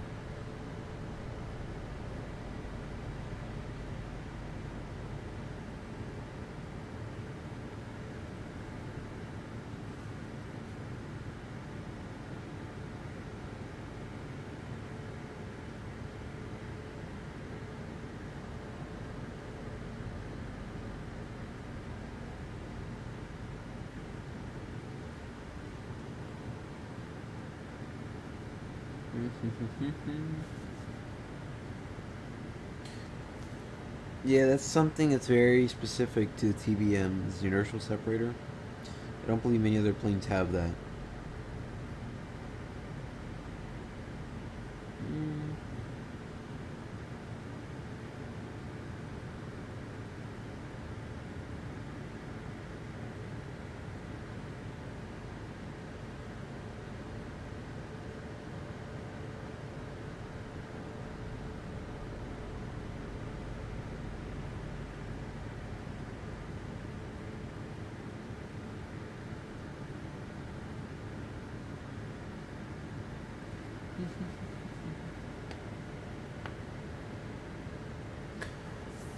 Okay, so that's very specific to what you're flying and where you live. So, for instance, I want to fly for United Airlines. I live in Tampa.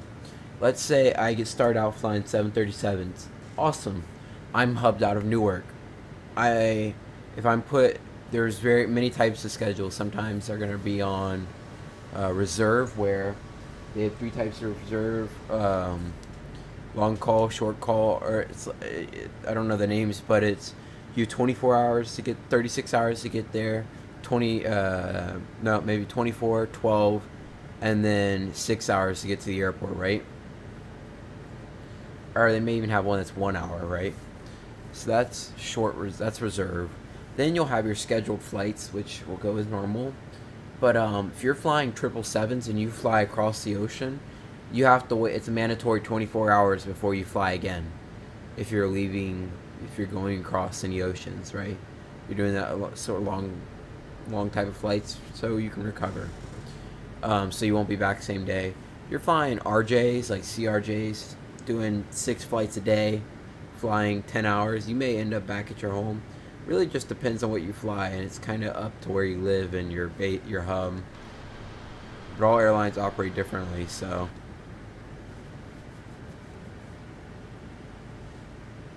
But probably not.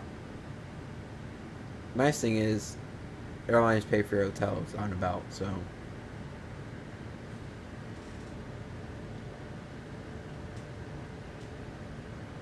We just had to cross over the English Channel. No, sorry, cross into the English Channel from France.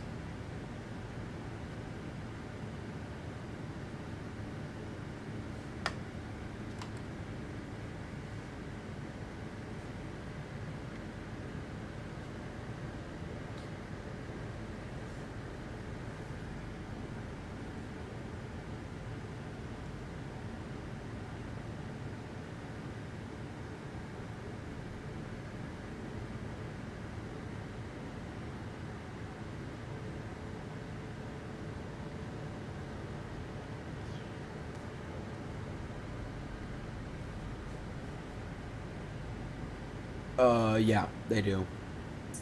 They have a day and a night shift, but they also switch from ground tower, clearance, ground tower, and departure and departure. They rotate every hour and a half, I believe, or every hour.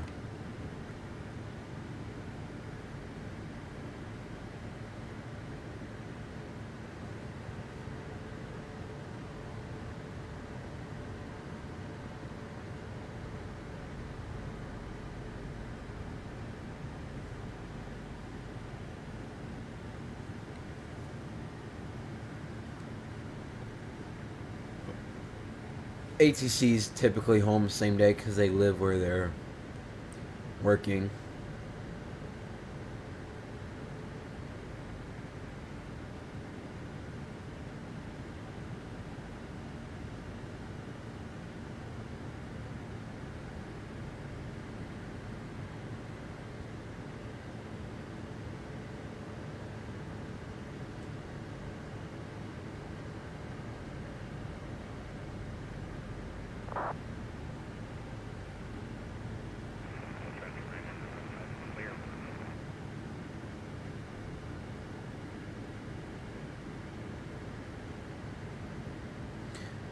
So the way it works is in the world you use a standard time of Zulu.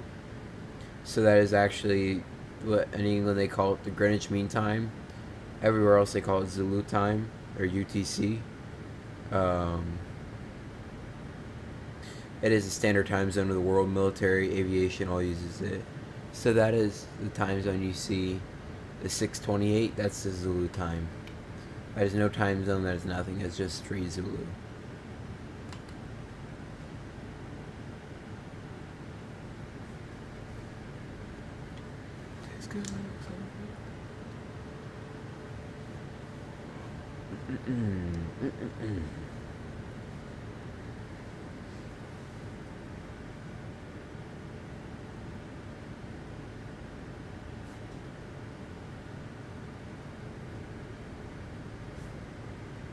And we're gonna be landing within about an hour. Hour and 20. Yippee! So it'll be 4 a.m. when I land. Damn.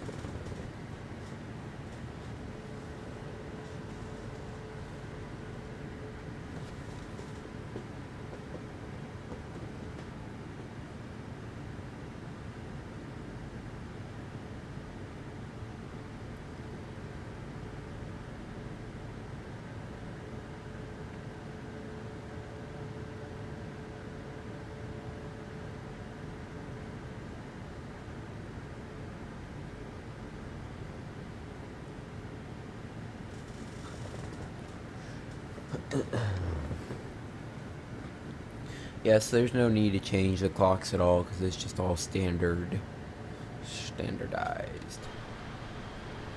So you can see we're leaving the shores of France here. And at the narrowest point of England and France, at the cliffs of Dover, you can actually see France from England. That's what happened to me. I only got to see France from England.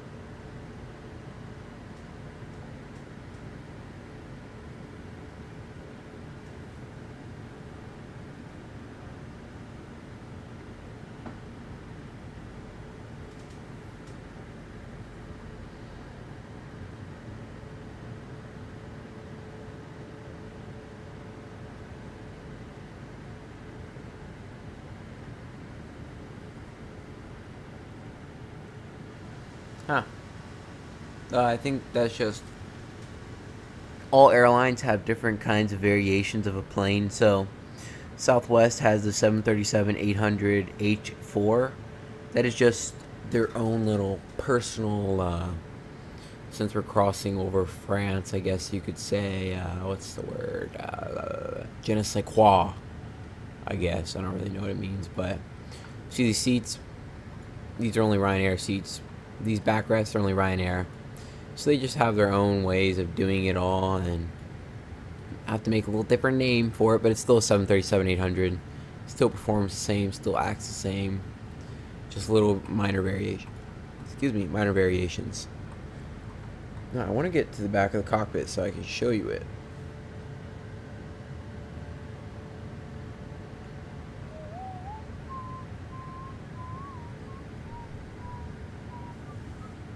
Something that'd be really cool is if he properly modeled. Nope.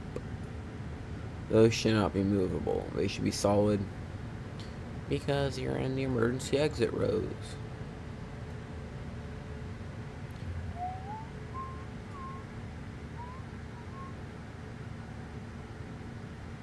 No fares made simple. Look at this. The aft galley. This is where all the snacks are. You got some in the front galley, but everybody wants to go to the aft galley. Flight crew jump seats. Yeah, that's where all the snacks are. Oh, they didn't model the windows up here. No. I'll come back to here then. No, it's not working. What? What? Hey, you should be able to see out of them. You need to be able to, or that's dangerous.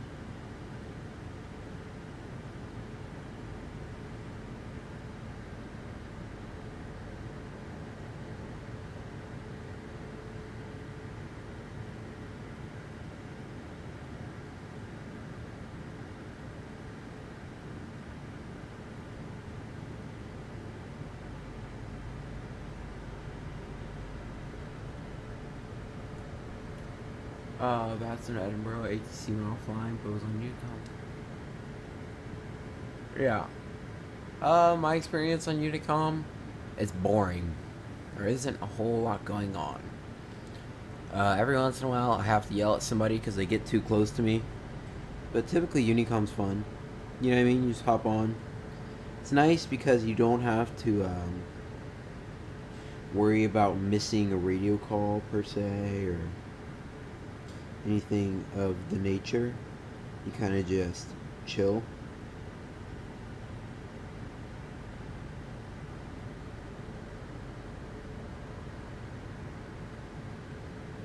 But it's nice. You had a great experience because, I mean, that's all you can really ask for, you know what I mean?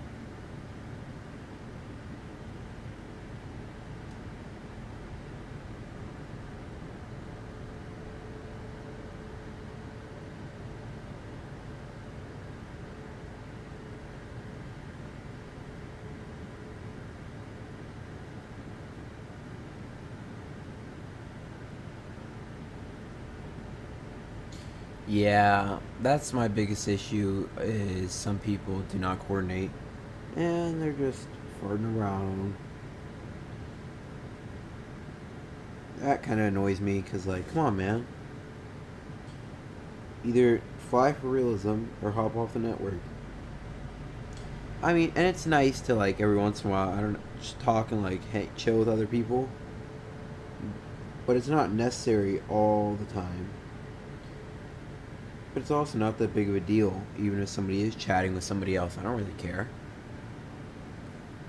As long as we can still conduct safe operations. Like, had some people and are like, Unicom is for only essential communications. Like, broski, nobody's missing any stuff with this, bro.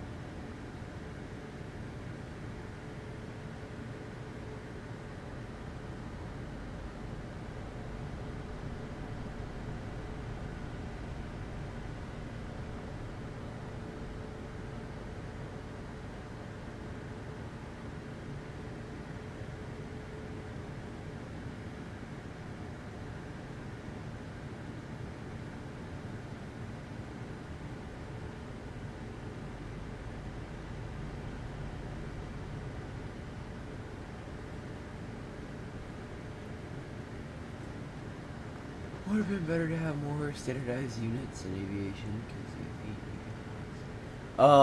Actually, it's very simple. Speed, knots. Altitude, feet. Distance, nautical miles. That is pretty much as simple as it gets now. Few countries will require meters, like China and Russia. India may. And all you gotta do is 7.3 press meters and you'll get your meters. Majority of countries would never require meters. Now where it gets a little tricky comes to the fuel, is the kgs and pounds. That can actually be dangerous. There's been flights that have run out of fuel because they miscalculated kilograms to pounds, which can have disastrous consequences. Yeah, I can see these thin wispy clouds, really zero turbulence. I mean, unfortunate we have a 76 knot headwind. Our ground speed is under 400, but yeah, but really, ground speed is the only thing in miles per hour and true airspeed. But if they ever ask you for that, just say 389. You don't say 389 miles an hour. Just say 389, and they'll know. It's not too serious with that aspect.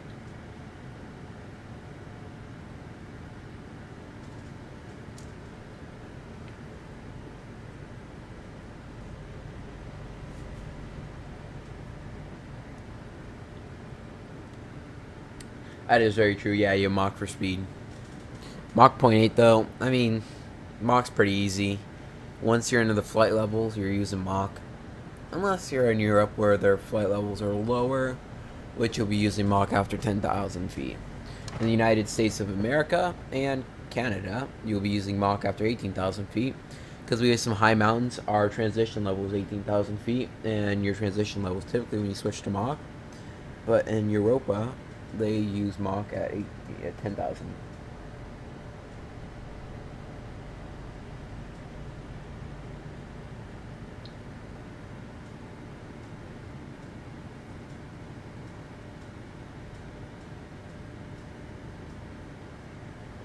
I mean, the TBM by no means is slow. I would say it goes about half the speed of the 737. Typically, it's about what? 240 at cruise, 230. About there. 260 is pretty high for the TBM with winds.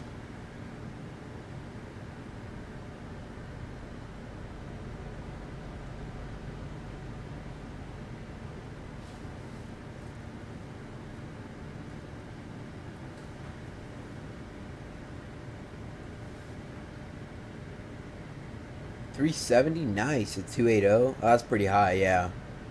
I can see that, definitely. 370 knots or 370 on the ground speed? Because 370 knots could just mean you have an insane headwind, which is still very impressive.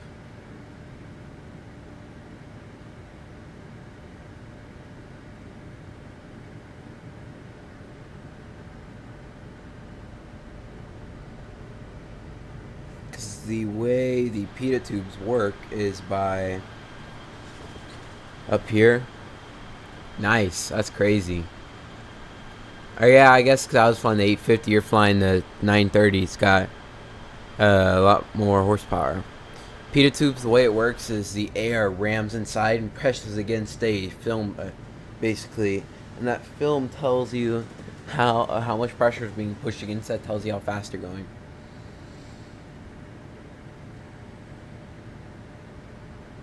But it's not a foolproof system. Say you fly through some icing, it freezes up, or you get some hail that goes through it. Well, then what do you do? Because that's going to be giving you a false reading now. Uh-oh. They're both going to Los Angeles. Oh, you're going to Atlanta. Very nice. Following the same route.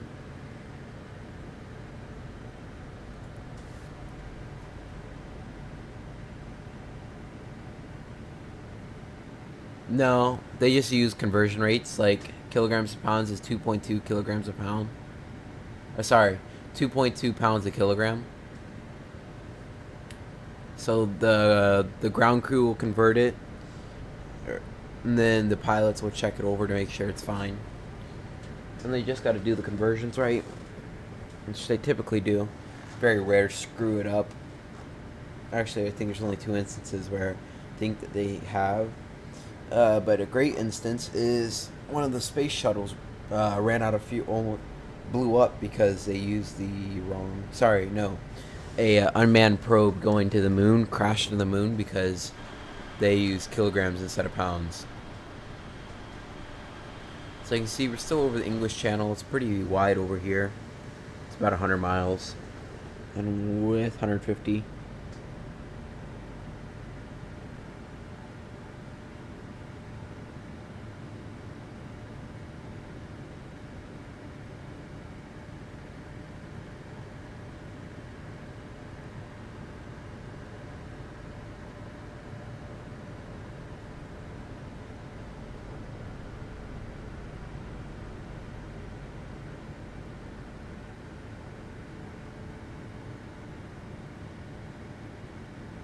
Weather's really improving. The winds are 200 at 7.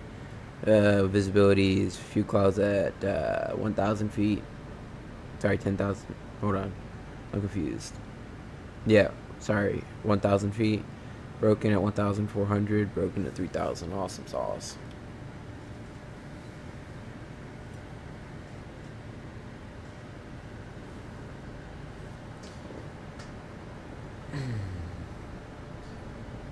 Wish we could go faster, but we're already going 0.8 Mach. That's pretty quick for 7.3.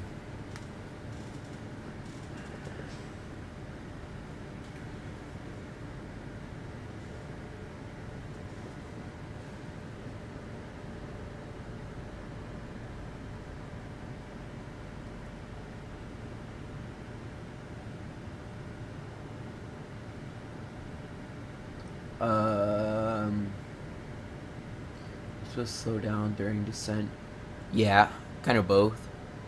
You're gonna pull back thrust when you start descending, so that you do not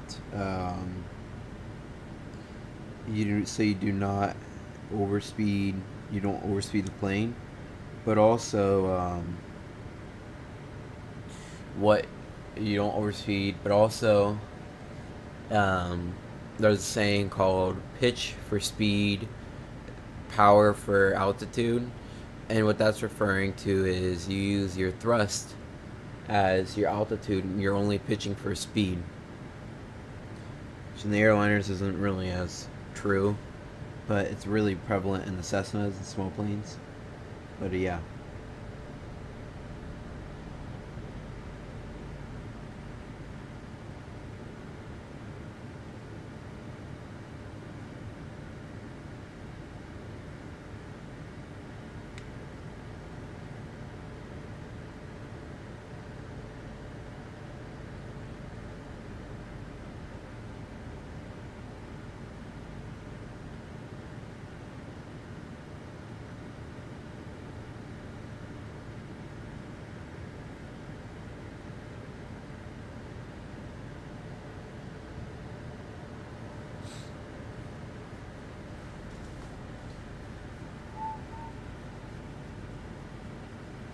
Right, so about 25, 30 minutes, top descent.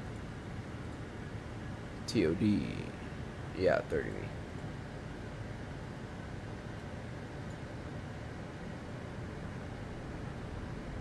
Huh. That's a good idea.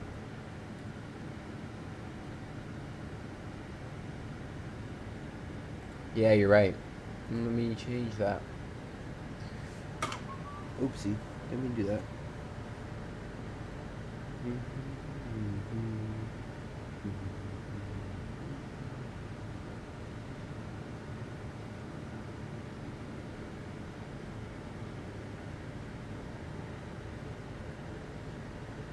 No, I'll do it after.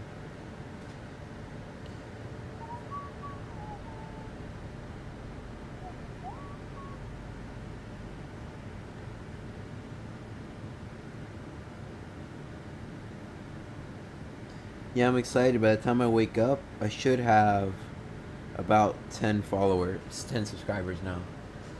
Yeah, definitely. Next time I will have to include it because I didn't think about that. Good call, man. Thank you.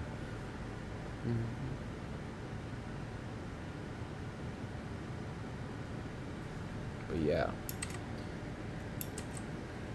Come on.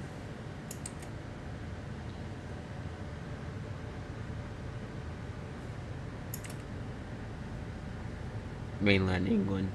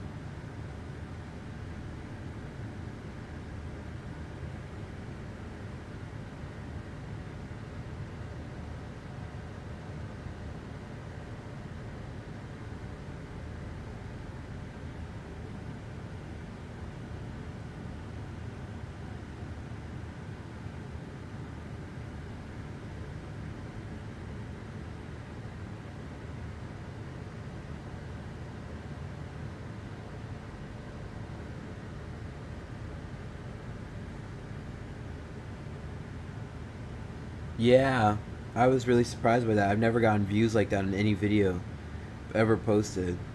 Like, I had an old YouTube channel, I never got views like that. I thought it would get views just because it's something that people would see and then be interested. And I was like, not to brag or anything, but I was like one of the first people to get and review the plane. Obviously, I'm not going to get views like Swiss or the other big channels, but 600 people found it, so I guess it worked.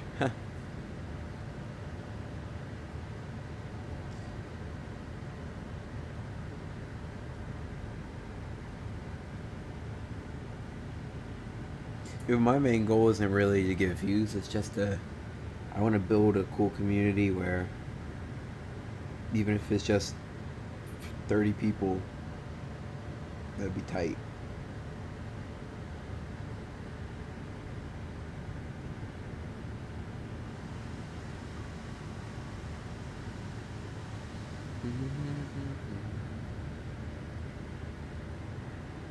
Only problem is it's really hard keeping people watching videos. Like, they get bored so quickly. Like, it's almost impossible to keep them entertained.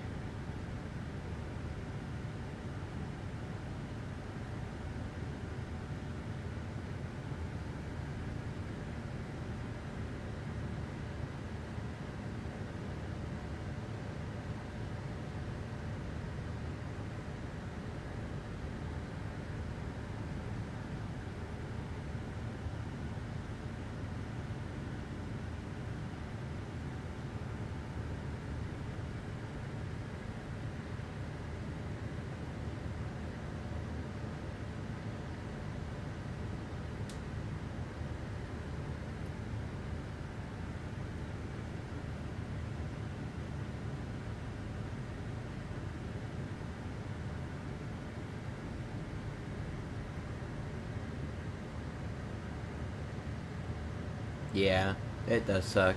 I mean, I knew it was gonna be crappy. That's why I purposely bought it, kind of on purpose, just for that. But yeah,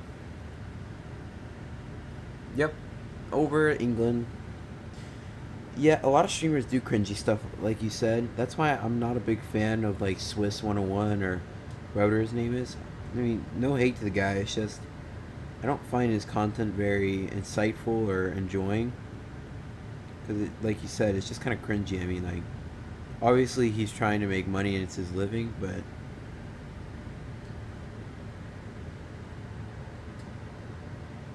no, my favorite to watch are 737, or sorry, A330 driver, and V1 simulations. I like 320 EasyJet sim pilot. I like 320, yeah, 320 pilot. I'm big fans of those guys. Really, the real world pilots are the ones that I follow, because they really don't care about the views. They're just there to kind of inform.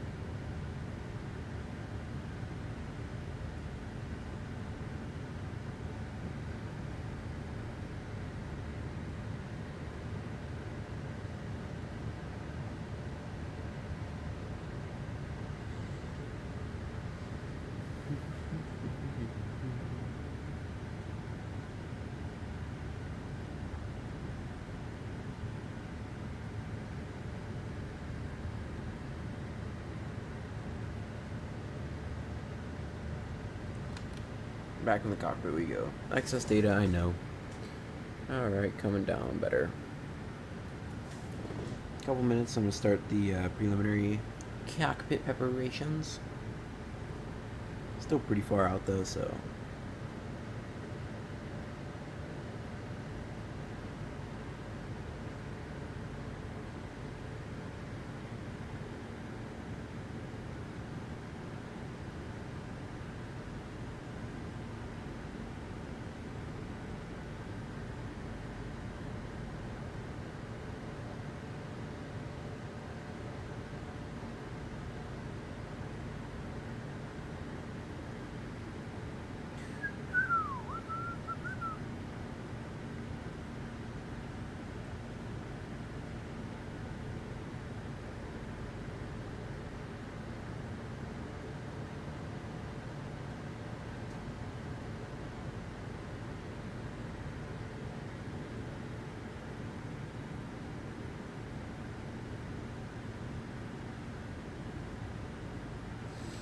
The hollow cry.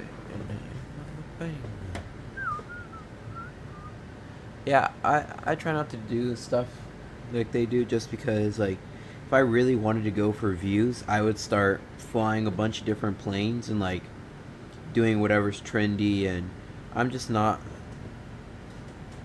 I just like to fly what I like, and somebody like yourself seems to enjoy it, so.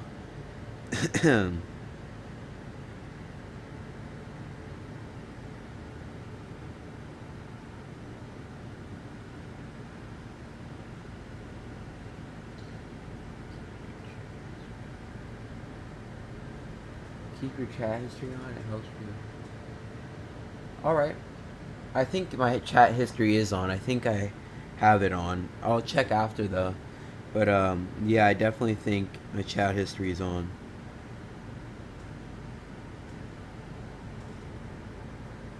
Another reason though why I reported, like, I did a review on the Brindock thing too though, was because when I started flying Flight Sim, I bought Captain Sim products and Brindock 737, and I got ripped off, and I don't want that to happen to anybody else, so stuff comes out like that. New people are gonna be like, oh my god, it's an A380, but then get it and like, oh my god, it's terrible. And that just sucks. Cry.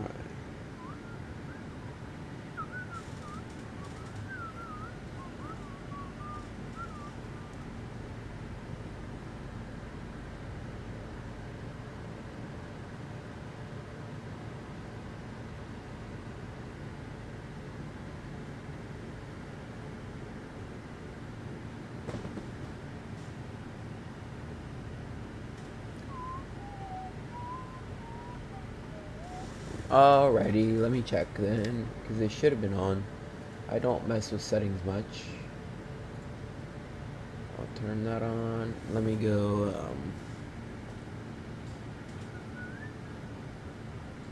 let me check my other lives. Hold on.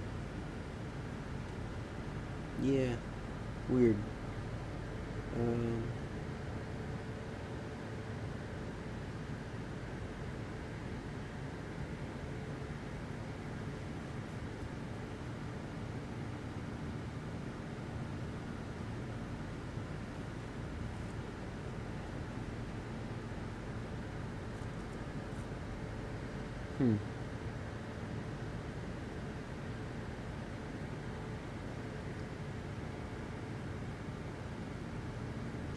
I may have to do it after this stream, but I can.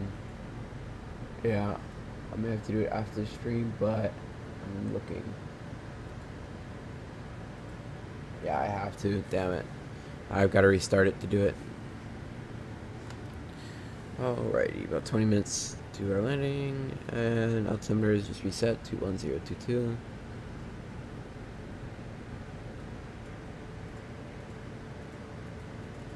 Hectopascals.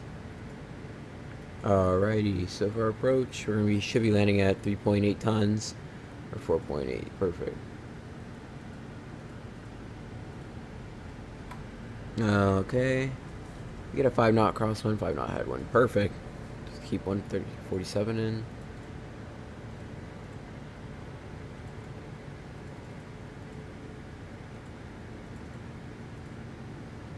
$147. Awesome sauce. Checked. Sure, forward forecast is inputted. Great. Okay.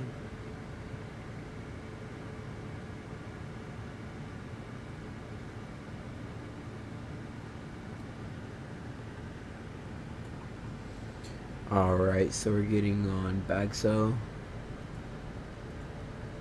and then drag to Addis. Then our first restriction is Kirov at max 230, 6,000 above, checked. Then we're going to Orban, or sorry, next restriction is, that's it. And then we hop on the ILS 16. At Iruda, we gotta be max 210, yep. Okay, and then Grazi, max 160. Perfect. Good stuff. For the missed approach, climb straight ahead to DW007, max 3000, left turn Croft, climbing 55,000. Then join heading is directed. Transition altitude is 5,000 feet. Alrighty. It's a 3-degree glide path, so for landing we should be about 800 feet per minute, about, on the descent. Do you like to fly VFR? Yeah. VFR is always fun. I like to fly VFR. Really, to me in the airliners, it doesn't matter. I don't really care if it's VFR or not. Actually, I kind of prefer it to be crappier weather in the airliners just because it makes it a little more exciting. But when I fly IRL, of course, VFR is always the best. When I fly Cessnas or jets in game, I always want VFR because VFR is funner in my opinion. Sorry, funner is not a word. It's more enjoyable. 159 on the course. And our frequency is 1115.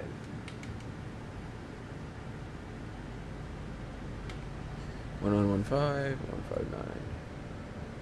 So we're gonna be looking for India Alpha Charlie.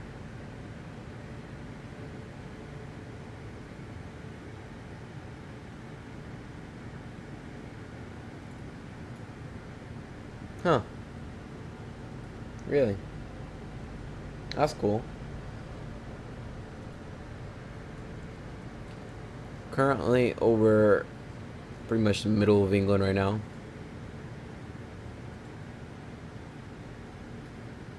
Landing 6,000 feet. Yeah, we'll go.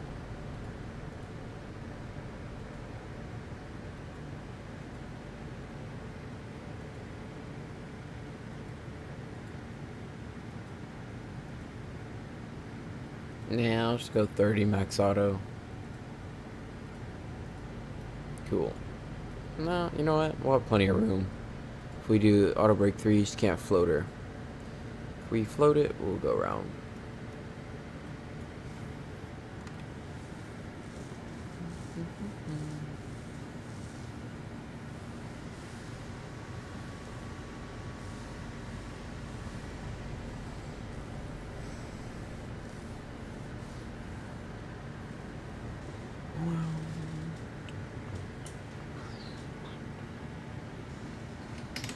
Alright, I'm gonna go ahead and set 3,000.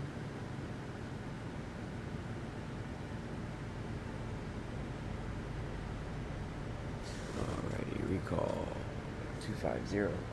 Right, descent checklist. Pressurization 250, 250 check. Recall has been checked. Auto brake max. Auto brake max manual. Landing data minima. Holding at minima.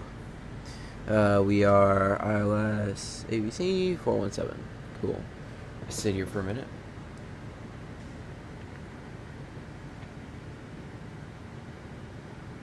And approach briefing is done. Approach briefing. We do with the PAPI lights.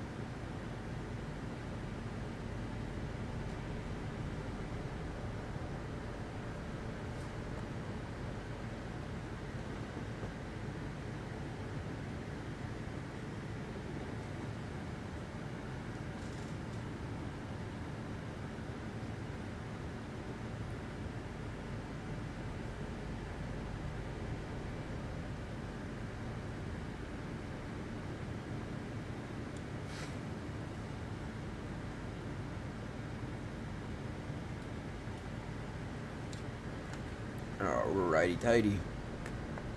Coming across the English channel. Oh, yeah.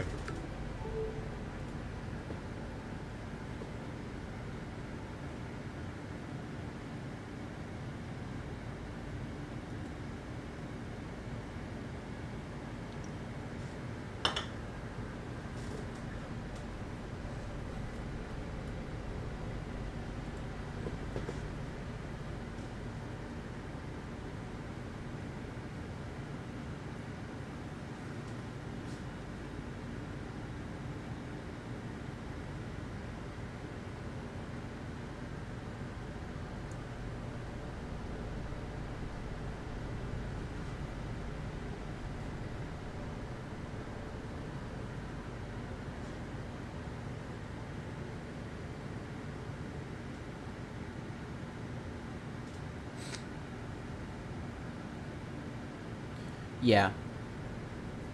I could have gone higher. I mean, right now, optimal would have been 380, but the flight plan was 320. Just because it was. The winds are probably a little bit better.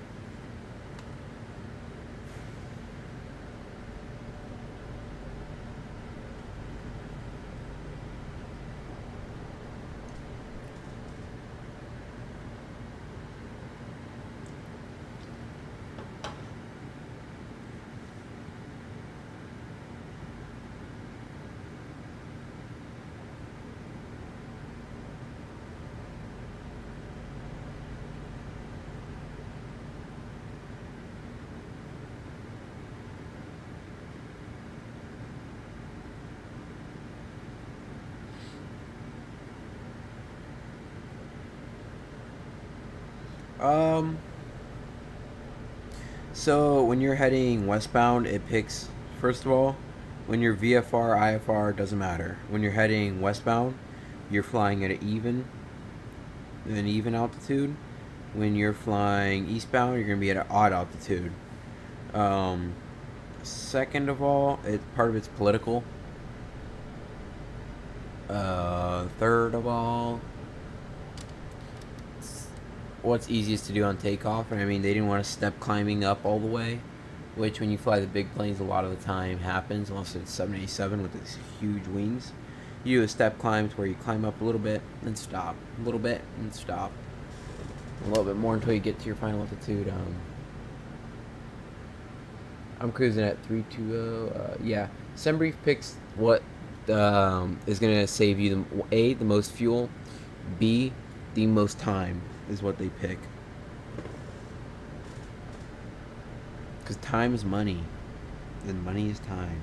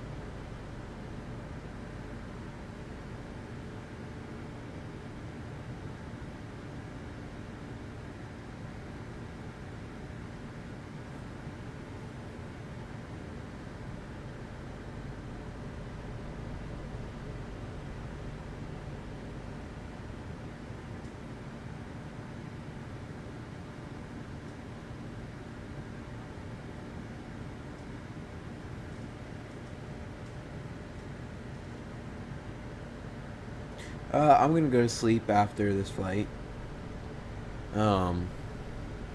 It is 3:25 here. Yeah, I'll be tired tomorrow. I probably won't do a big flight. Probably just go to bed early. But I wanted to do one flight today because I had a really crappy day.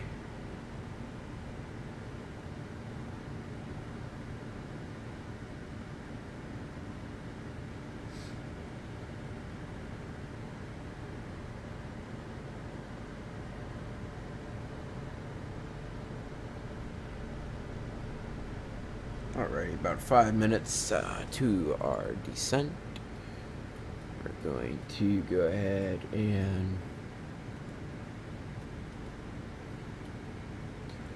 ladies and gentlemen, Captain speaking of the flight deck, you may notice that seatbelt signs have been turned back on as we're about 5 minutes from our descent. We're going to be landing in about, give it 29 minutes. We'd like to thank you for joining us on Ryanair. As you know, you have many options to get you to Dublin today. Weather in Dublin is currently coming out of the southwest at 7 knots. Broken at 1,000, broken at 1,400, broken at 2,500. 12 degrees Celsius, and it's feeling pretty good on the humidity of 10 degrees Celsius. Thank you for joining us on Ryanair. We hope to see you again soon. Thank you. Boom. Yeah, I plan to go to bed soon. I would have had a flight in today, but computer's being dumb, so I didn't get to. But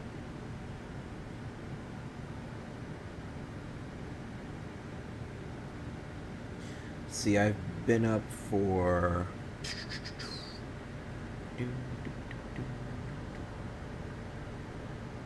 19 hours now, almost 20.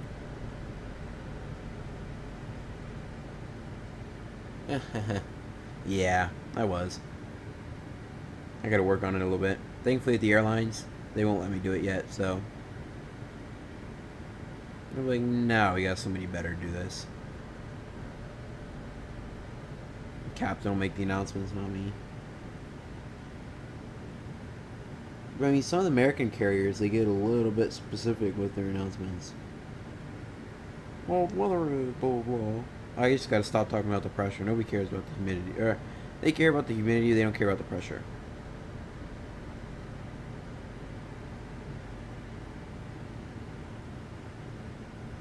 And I need a little bit more of a... the weather is 10 knots coming out of a... That's what I gotta do. Alright. Bring them in a little bit.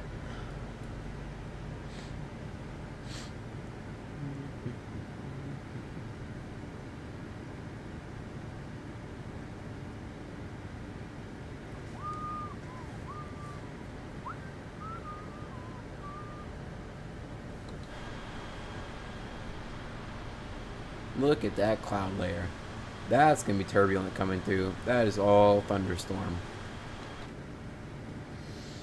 Oh boy, oh boy.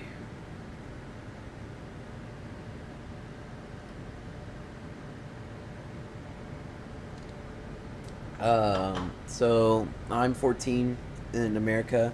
Have to be 16 to do a solo. 17 you can get your license. So I'm currently working towards my PPL.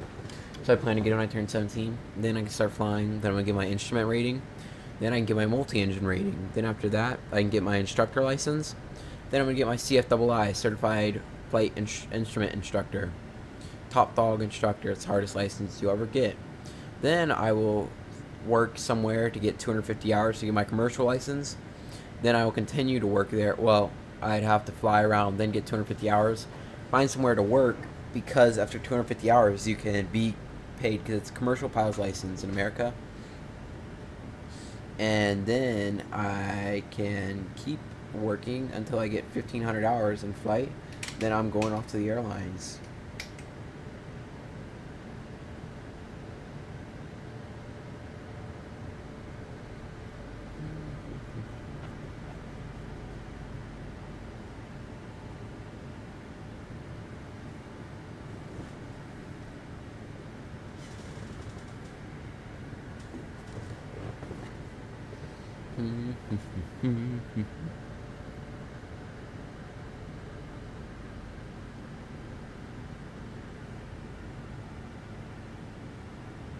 It is really expensive, so part of it is my family's helping me pay, and then once I get to college, I'm going to take a student loan and use that to pay for it.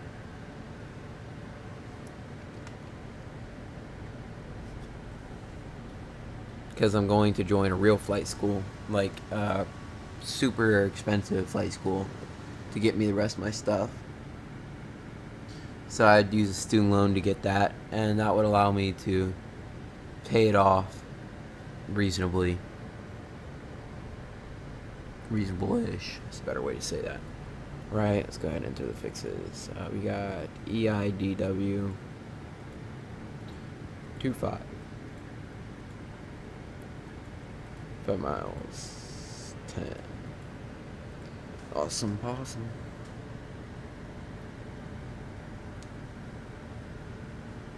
So we shouldn't intercept the localizer at 1,570 feet. Excuse me. Jesus, man.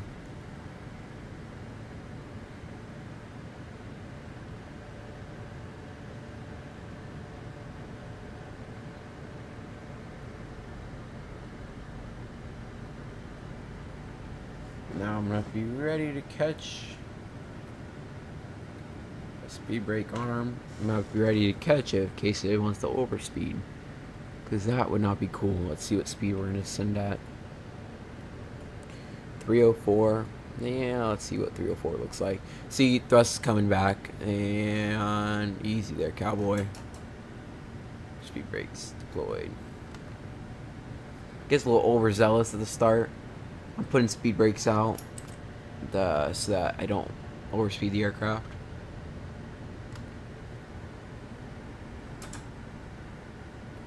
Speed brakes up.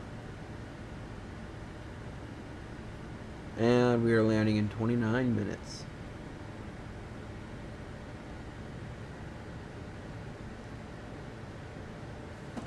Ow.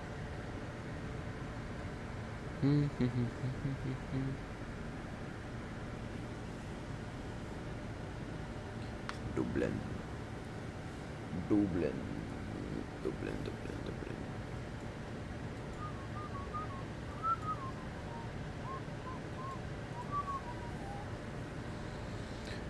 Oh, yippee. It's 3:32 in the morning.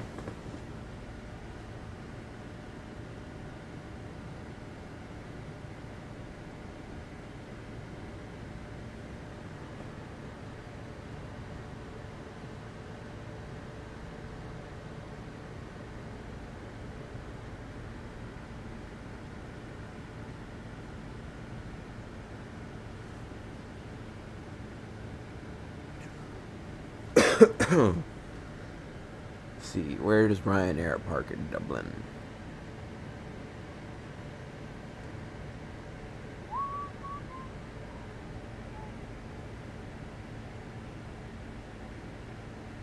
Okay, cool. Nah. Nope. You don't need it. It's rare you'll ever need it. Maybe landing somewhere like St. Bart's where it's super steep approach and super short runway, or St. Lucia at the islands maybe, but really most airports in America and Europe, nah, you'll be fine. The brakes are pretty effective. I mean, it's a little plain.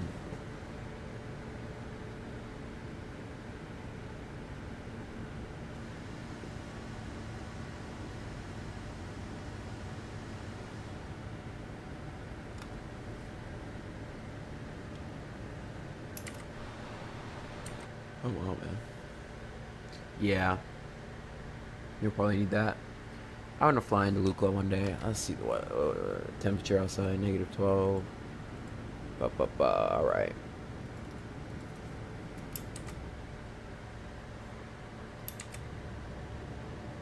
That's cool. That's awesome.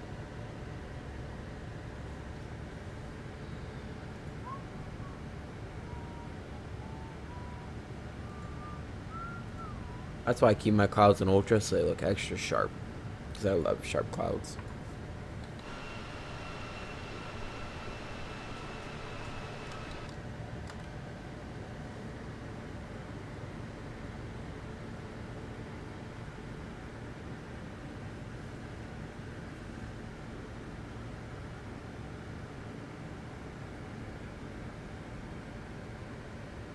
We're parking at gate N8.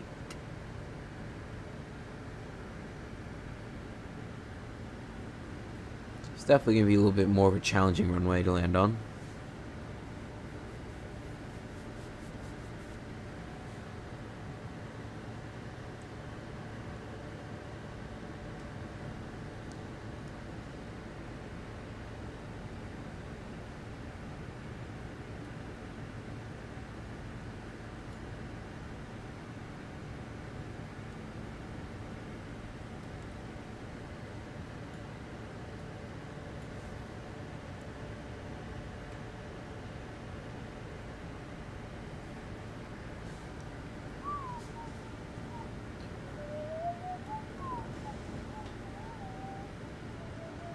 Alrighty. I will.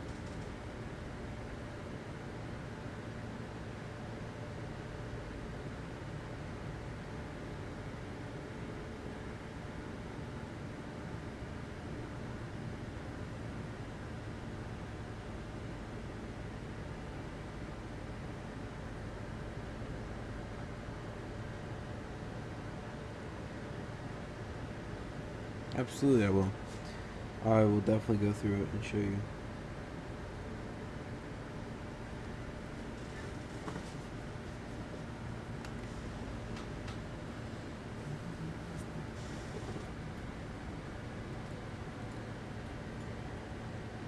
Flight attendants, please wrap up the, please secure the cockpit as we're probably going to experience some turbulence on the way down. Thank you.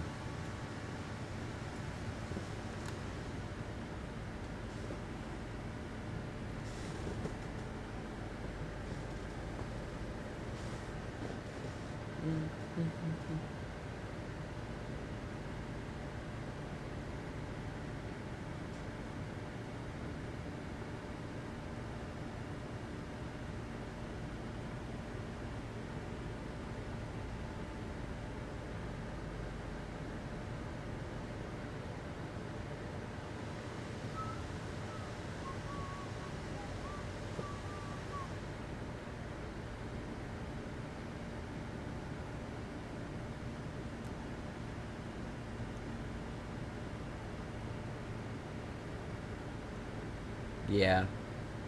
Well, it sucked. A lot of pilots got laid off, and so did flight attendants. Like, that's awful, because that's your... really all you done. All you do. What do you do? Thankfully, a lot of other airlines were hiring, but still, it's crappy.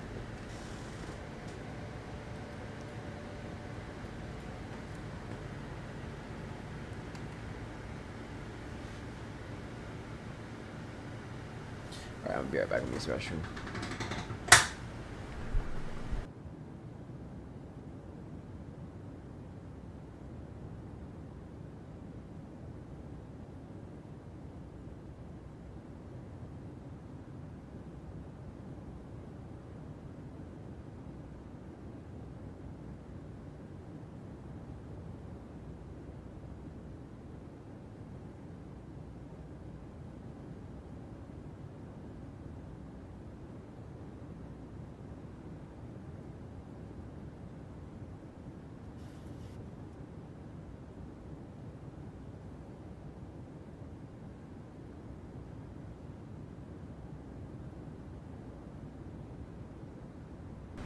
How often do I fly IRL? I fly about once every other week.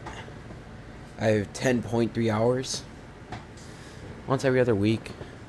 Haven't been able to fly for like 3 weeks now because of spring break and sun and fun. And my instructor was on a trip, so that would be a thunderstorm. This is just some convective. That would be a thunderstorm.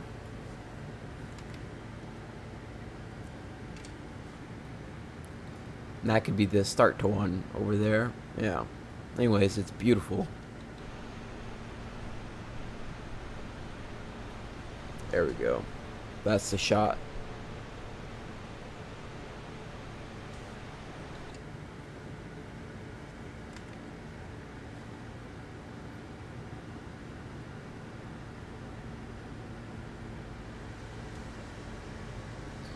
Dublin traffic Ryanair 2 Foxtrot Yankee is 5 miles inbound for Bagso to get on the Bagso arrival into Dublin.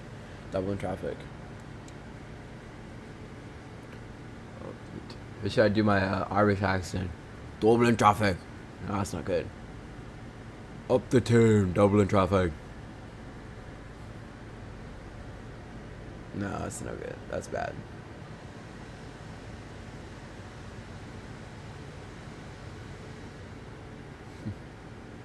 Yep, I can see him on my traffic radar. And it appears he's flying right for me. Do you know his call sign?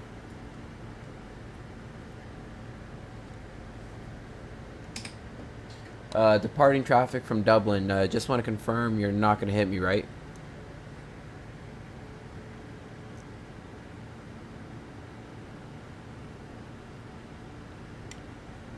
Ryanair 4 Delta Hotel.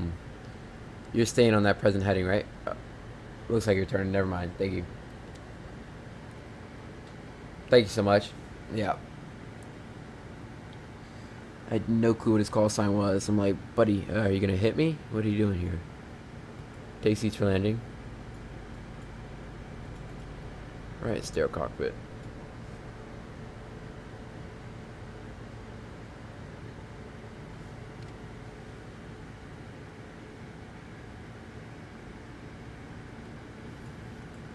Take a little shortcut.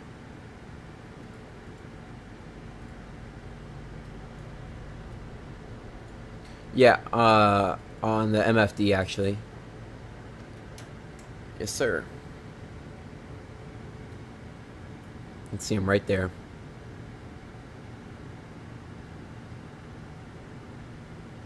That little triangle with the 1 plus. Now if I come out to here, you're gonna see him break through somewhere this way. About there. I don't see the guy. Whatever. Yeah, but he's coming through. You can see him right there on the MFD. Should pass by each other quite soon. Maybe he's taking all this. Yeah, there he is. As far as I can zoom in. You should behind a cloud. Just saw his lights though. Oh well.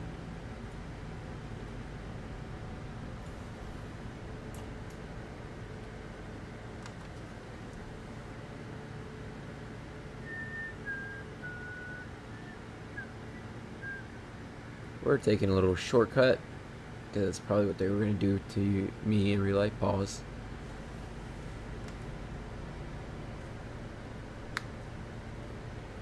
So the difference on the displays are PFD, primary flight display, MFD, main flight display, upper DU, lower DU, upper display unit, lower display unit. And the Airbus is called the ECAS and the ECAM. Sorry, ECAM is inside of it. They're both ECAS, and there's no lower screen on the 320.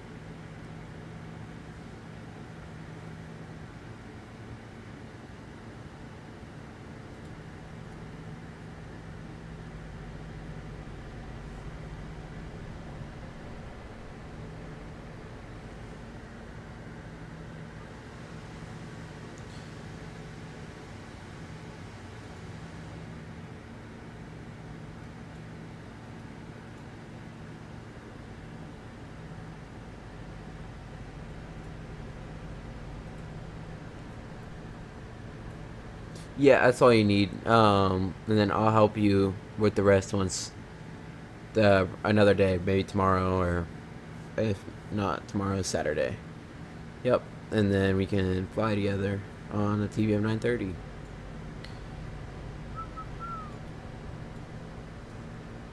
Right, above 10. I guess. Don't know why that was flipped.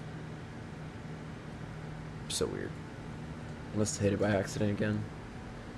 Yep, that's perfect. And I'll call you Saturday so we can get it fixed. Or get it working and do it.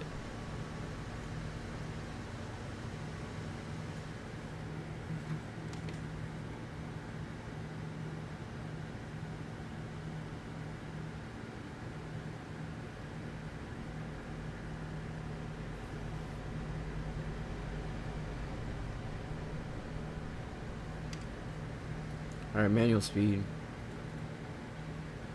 Bucking down.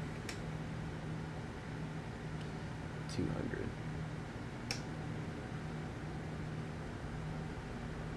Oh, okay, nice. Well, perfect. Okay.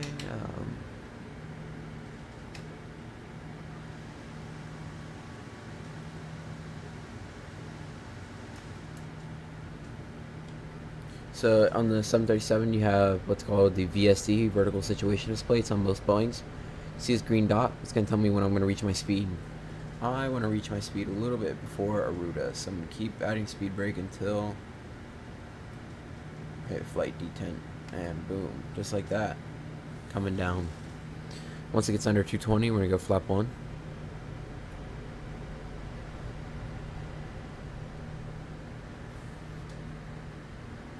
Okay, I'm gonna go ahead and set final approach fix.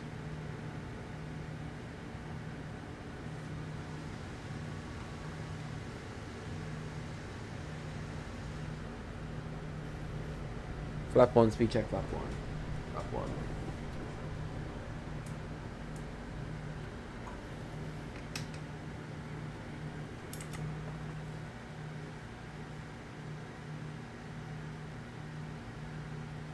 Doesn't come out much, but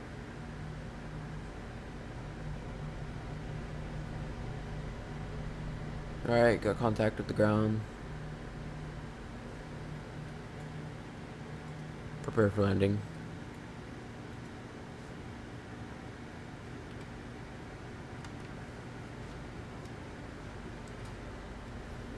So unfortunately I can't hand fly most of this approach because we're not visual. Gonna have to let the autopilot have the fun. Disappointed. Alright, we'll go flap 5.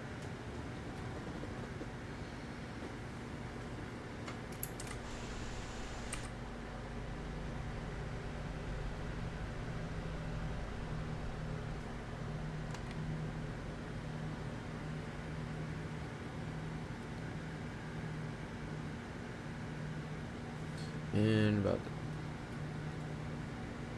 I know. Give her a little drag. That's standard. Yeah, way high on the approach. Pitching down.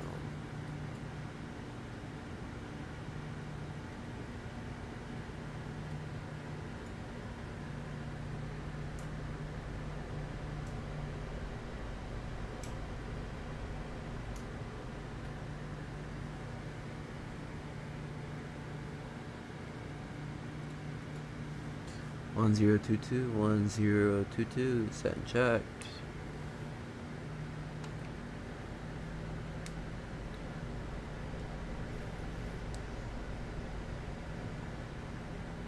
Alright, approach briefing. Sorry, approach checklist optimer is set.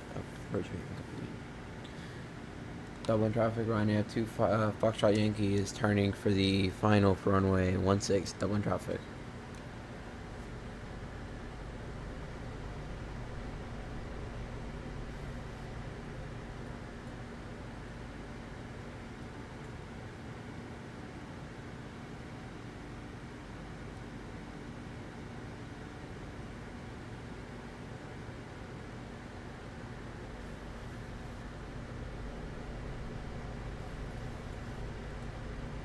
Autopilot.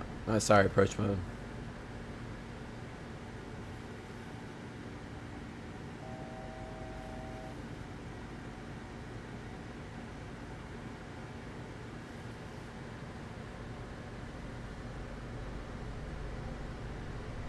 Cool, established on the lock.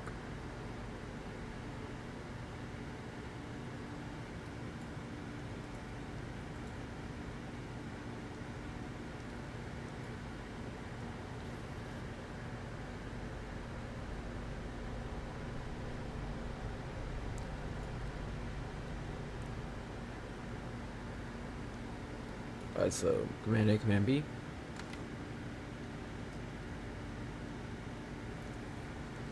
Alright, we received landing clearance.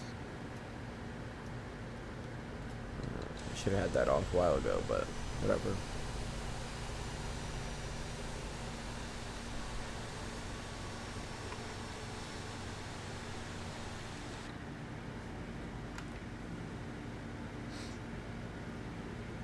Right, go around altitude to 5,000.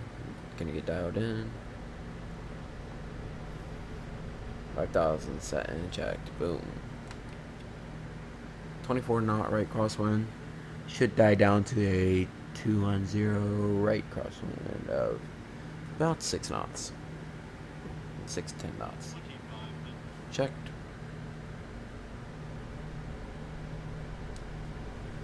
Valid. Continue. Contact with the ground. Should have ground. We should have the runway once we get through this cloud.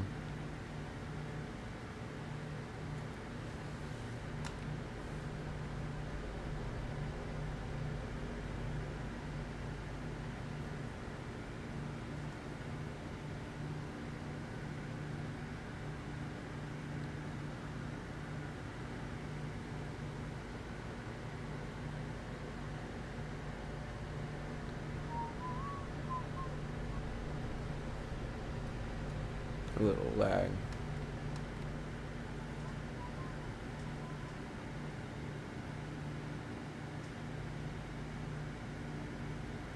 That's okay. 3 down, 15. Bugging down. Major lag spike. Jeez, man. Let's give it a second. It'll stabilize itself out, maybe. Runway in sight. We'll not disconnect autopilot until lag is under control. If it doesn't stop, I'm about to go around or cancel the flight. Perfect. Let's go ahead and go. Let's disconnect autopilot first.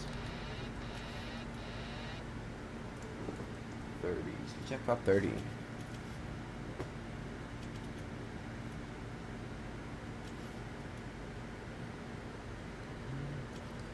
I got 2 hands.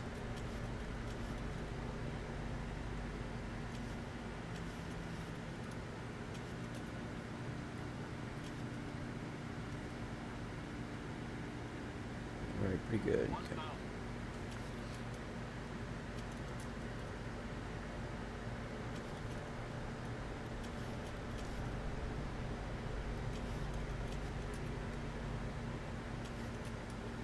Yeah, that crosswind's already dying out a little bit. On Poppy, on glide, continue.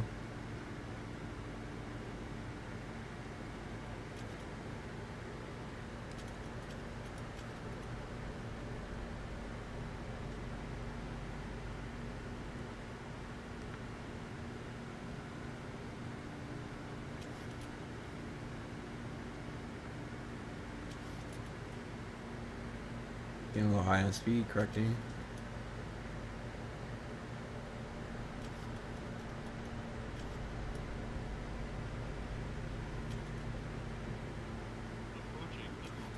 Continue. Continue.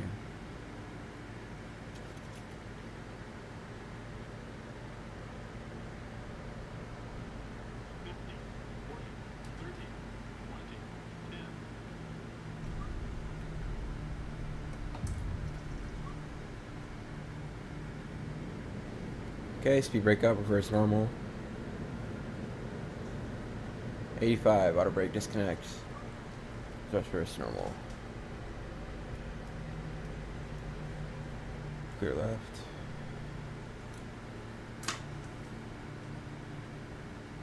Pretty happy with that landing.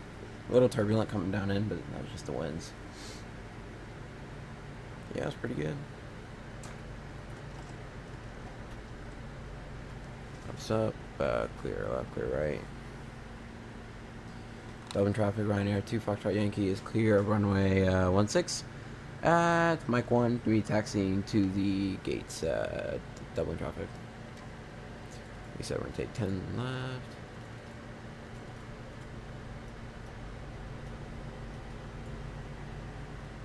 Altitude reporting off. Okay, we're going to taxi around. GSX isn't working, but that's okay.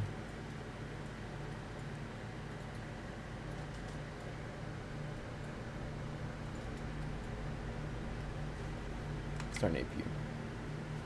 Let me just check that I did this right. Perfect.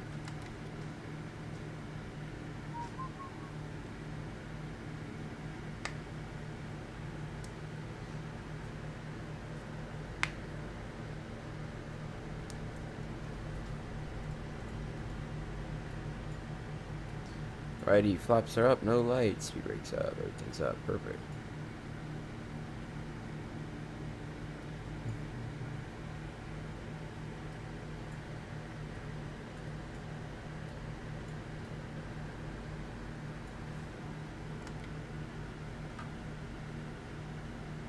What'd you think of the landing?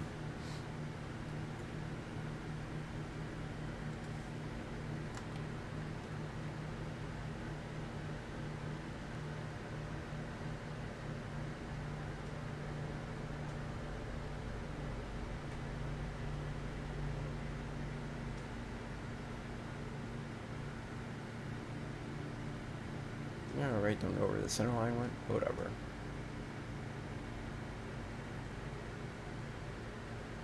Yeah. It's definitely very windy coming in. That's why I was rocking. My wings were not really rocking, but the nose kept oscillating. The winds were just ripping. It was fun though.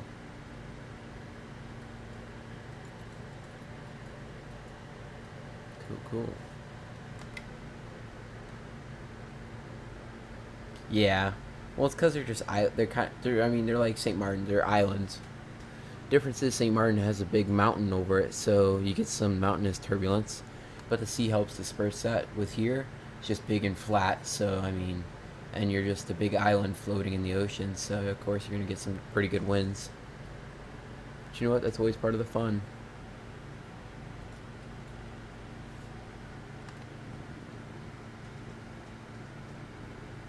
Bring the nose around. The worst one I ever had was at Las Vegas and Denver. Got winds 22, gusting to 36. Woo. That was hard. It bounced all over the place. I could do better now, but damn. Yeah, your TBM cannot handle it. 47. The 737 can't handle above 40. 30 on wet runway is the limit. Alright, 1 and 2 off. Okay, cool.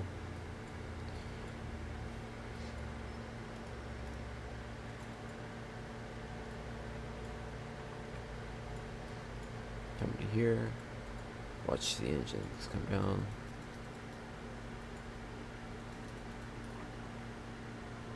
Oh, yeah. I was actually in England when Storm Kathleen was hitting. It was it was not the funnest. Alrighty, ground services. Set shocks. Request. Let's go ahead and extend the air stairs and entry aft. Open. Cool. Alright, let's go ahead and finish with the shutdown. Ground power is on.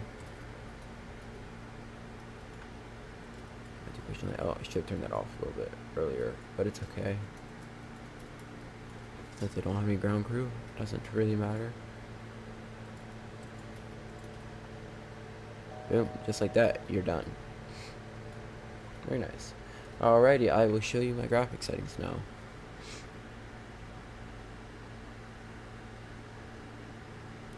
I'll just drag it through.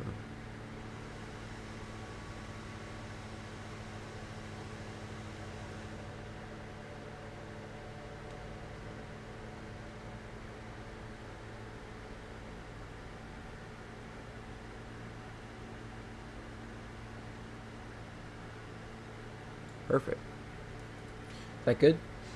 Awesome. Okay. A little firm on the landing. 337 feet a minute. Nice. Wasn't too bad. Could have been worse.